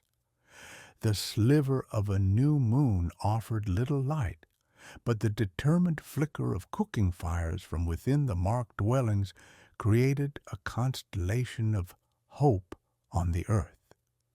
Families huddled together, parents holding their children close, their eyes frequently darting toward the door, toward the blood-marked threshold that was their only protection. They spoke in low tones, sharing stories of the plagues, of the distinction that had spared them, and of the promises to Abraham that now felt terrifyingly close to fulfillment. Fear was a cold stone in their stomachs, but it was tempered by a faith that had been forged in the furnace of affliction. They were waiting, their entire beings focused on the stroke of midnight, trusting that the blood on their doorposts would be enough, that the God who had divided light from darkness and Goshen from Egypt would once again pass over them, sparing their firstborn and opening the way to a freedom they had only ever dreamed of in the bitter watches of the night. Midnight arrived not with a fanfare, but with a whisper of displaced air, a subtle shift in the fabric of the world that only the spirit could perceive. Inside the blood-marked houses of Goshen, the Israelites held their breath, their bodies tense, their ears straining against the profound silence that had fallen. The only sounds were the crackle of a dying fire and the soft, rhythmic breathing of sleeping children tucked safely against their parents' sides. The vigil was a trial of faith, a silent plea thrown toward heaven, trusting in the scarlet sign upon their doors. Then from the heart of Egypt a sound began to build. It started as a single, sharp cry of anguish, a woman's voice torn from her throat in a shriek of pure, unadulterated loss. It was joined almost instantly by another, and then another, a dissonant chorus of grief erupting from 1,000 different points in the darkness. The sound swelled, rolling across the flat delta land, a wave of human misery that crashed against the silent borders of Goshen. It was the great cry Moses had prophesied, a sound of such collective, soul-shattering pain that it seemed to shake the very stars in their courses. In the grand villas of Thebes and the mud brick huts of the Delta farmers, the same scene of horror played out. A mother would stumble in the dark to her son's pallet, her hands finding a still cold form. A father would clutch the lifeless body of his heir, his wail joining the universal lament. From the highest to the lowest, no Egyptian household was spared. The firstborn of the maidservant grinding at the mill slumped over her stone, while in the royal nursery of the palace the silence was the most profound of all. Pharaoh, roused from a fitful sleep by the rising tide of morning, felt a cold dread seize him. He rushed, his heart a frantic drum against his ribs, through the darkened corridors to the chambers of his own son and heir. The scene he found there broke the last vestiges of his divine pretension. The boy, the future of his dynasty, lay still in its bed, his face pale and peaceful in the lamplight, the life utterly gone from him. A cry was torn from the king's throat, a raw animal sound of loss that was lost in the greater symphony of grief echoing from his city. The weight of his stubbornness, his pride, his repeated refusals, crashed down upon him with the force of a physical blow. The power he had defied had finally reached into his own house, touching the most precious thing he possessed, and in that moment the stone of his heart shattered into a million pieces of regret and terror. The god-king was gone, replaced by a grieving father, a broken man kneeling in the darkness beside the bed of his dead son. The cries of his people, a fitting requiem for his fallen pride. The long, terrible confrontation was over, and the cost of his defiance was measured in the still cold form of his firstborn child. Chapter 16. The Morning of Egypt. The great cry did not subside with the night. It swelled with the coming dawn, a rising tide of raw, human anguish that flooded the streets and seeped through the stone walls of the grandest palaces. The sun rose over Egypt, as it always had, but it illuminated a kingdom transformed into a single, sprawling house of mourning. The air, usually carrying the scents of baking bread and blooming lotus, was now thick with the sound of wailing, a dissonant, heart-wrenching symphony of loss that came from every quarter, from the reed huts of the farmers to the limestone mansions of the nobility.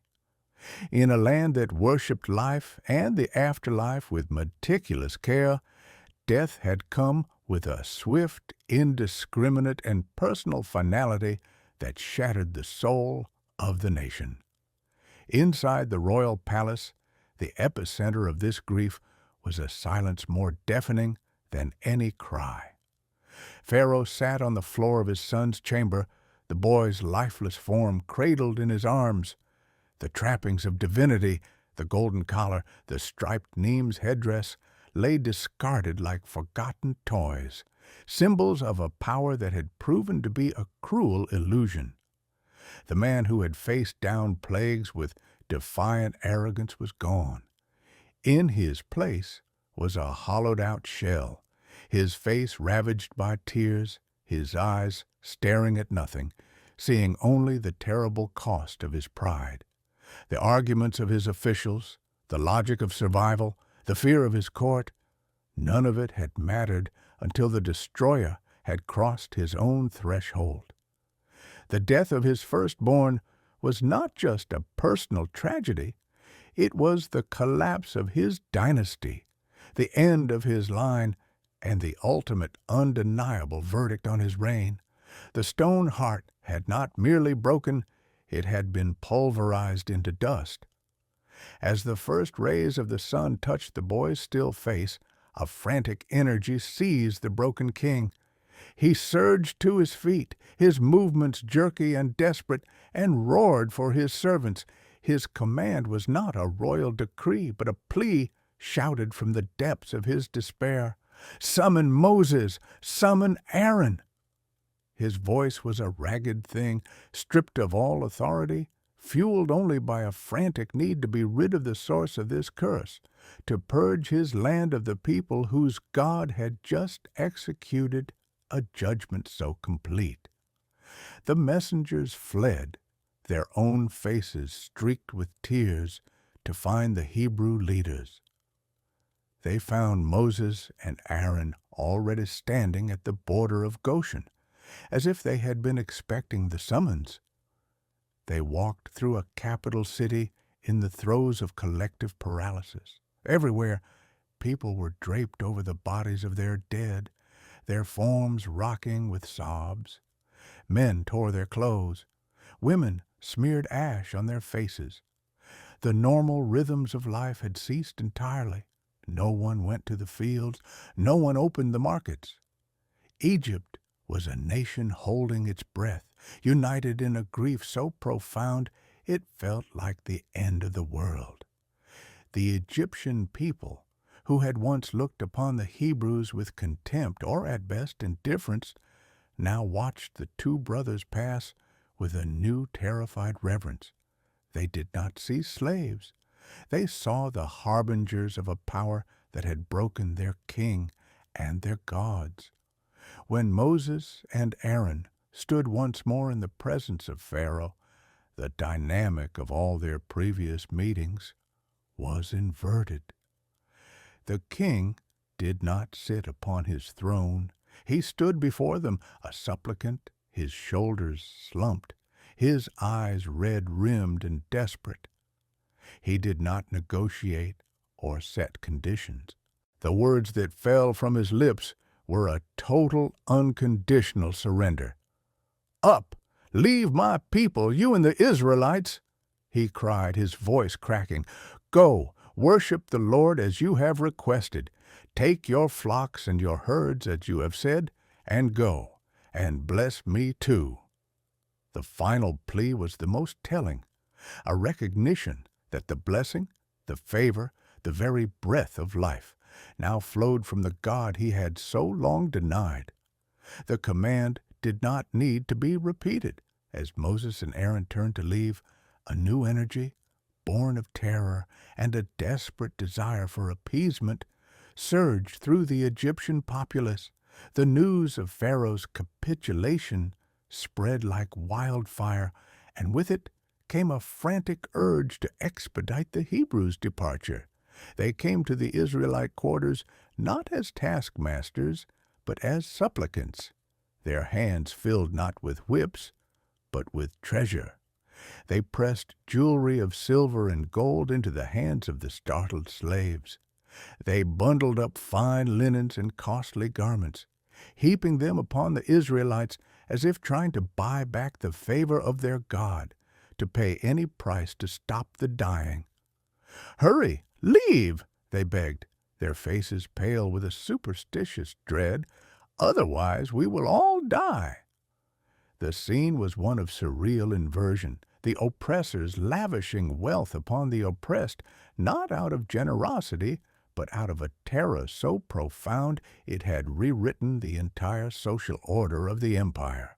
The Israelites, who had entered Egypt with nothing, were now being plundered by their former masters, the valuables of Egypt pressed upon them as a final desperate tribute to the power of the God who had set them free. Chapter 17. The Exodus. The dawn of deliverance broke not with a gentle light, but with the frantic, golden gleam of plundered treasure and the determined, hurried motion of a people stepping out of a 400-year nightmare. The air in Goshen, so long heavy with the dust of despair, now vibrated with a chaotic, joyous energy. The great cry of Egypt was still a faint, mournful echo on the wind, a somber backdrop to the scene of bustling preparation. Pharaoh's command had been a thunderclap, shattering the chains of custom and fear, and in its wake the Israelites moved with a purpose that was both disciplined and dreamlike. They were not merely leaving, they were unraveling themselves from the very fabric of Egypt, thread by painful thread. They poured from their dwellings, their arms laden with the spoils of their liberation. The simple, rough-spun garments of slaves were now incongruously adorned with the wealth of an empire. Silver bracelets and golden earrings, hastily given by terrified Egyptians, glinted in the morning sun. Bundles of fine linen, dyed in the rich colors of royalty and priesthood, were slung over shoulders accustomed to the weight of mud bricks. These were not gifts of goodwill, but trophies of a divine victory, the tangible proof that the Lord had given them favor in the sight of their oppressors. The Egyptians had not merely let them go, they had driven them out, their fear a more powerful force than any whip. Men, women, and children worked together, herding their flocks and herds, the bleating sheep, the lowing cattle, the stubborn donkeys, all moving in a great living river toward the eastern edge of the settlement. The animals, sensing the change, were skittish and loud, adding to the cacophony of a nation on the move. And it was not only the children of Israel who joined this procession. A mixed multitude, a ragged tapestry of the disaffected and the hopeful, fell into step with them. There were other Semitic peoples who had long lived under the Egyptian yoke. Their own hopes for freedom, kindled by the spectacular downfall of their masters. There were Egyptian servants and laborers who had seen the power of the Hebrew God and cast their lot with his people, preferring the uncertainty of the wilderness to the cursed land of the Nile. There were even those from Pharaoh's own court, minor officials and craftsmen whose faith in the old gods had been utterly annihilated by the 10 plagues. This throng was no longer a homogeneous clan, but a nascent nation born from the crucible of judgment, united not by pure bloodline, but by a shared experience of divine intervention and a common hope for a future beyond the reach of Pharaoh's power. At the head of this immense, shuffling, noisy column walked Moses. His staff was no longer just a shepherd's crook or a prophet's rod. It was the standard of their exodus, a symbol of the authority that had cleaved the sea of their bondage. His face, etched with the lines of 80 years of struggle and exile, was calm, his gaze fixed on the horizon. He did not look back at the pyramids, those stark geometric monuments to the slavery they were leaving behind. He looked east, toward the barren, unknown expanse of the wilderness, a landscape of fear and promise. Behind him stretched a people learning to walk as free men and women. The stiffness of a lifetime of forced labor was in their gait, but a new lightness was in their steps.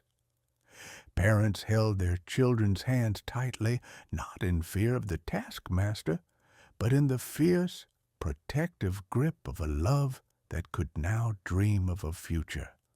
The very air they breathed felt different, cleaner, sharper, filling lungs that were no longer constricted by the constant suffocating pressure of servitude.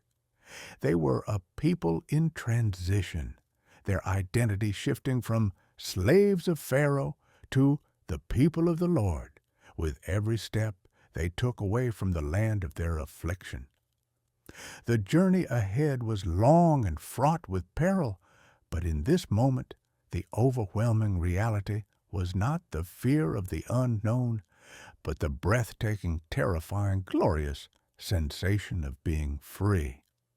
Chapter 18. Pillar of Guidance. The wilderness was a vast yawning mouth of dust and stone, a landscape of stark, terrifying freedom. The euphoria of their sudden departure from Egypt had faded with the first blistering hours of the march, replaced by the grinding reality of the journey.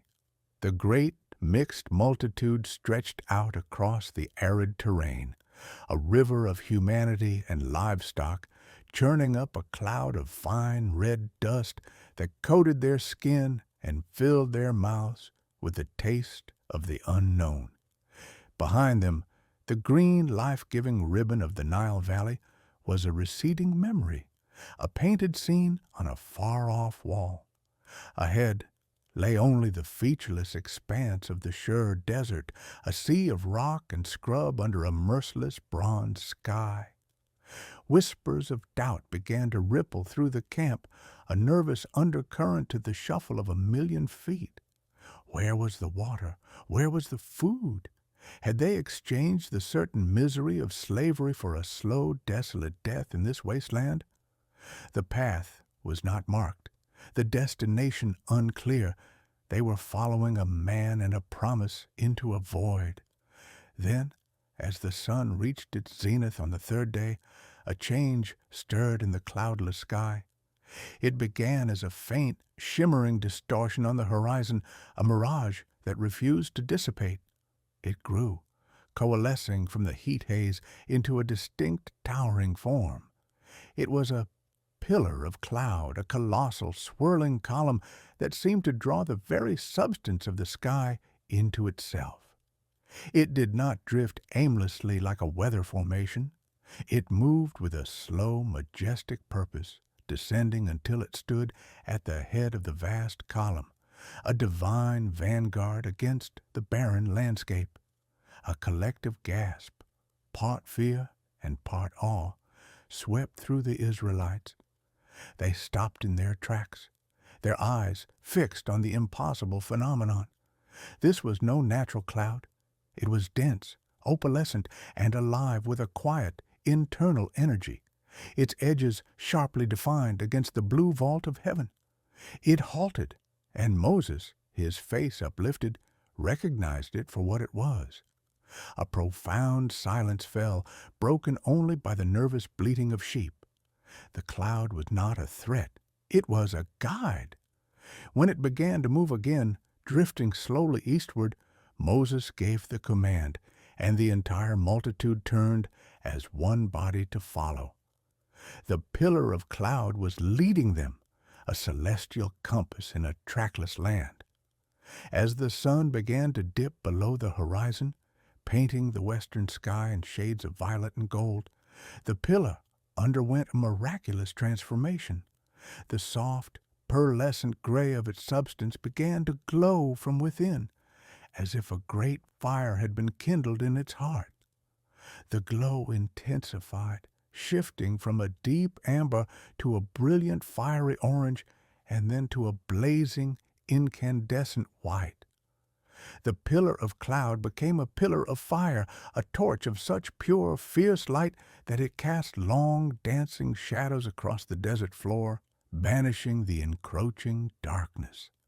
It illuminated the path ahead with the clarity of noon, revealing every stone and gully, and its light reached back over the entire camp, holding the terrors of the night at bay. For the children, huddling close to their parents, the fiery pillar was a comfort, a giant watchful guardian in the sky. For the adults, it was a sign of an unceasing, vigilant presence.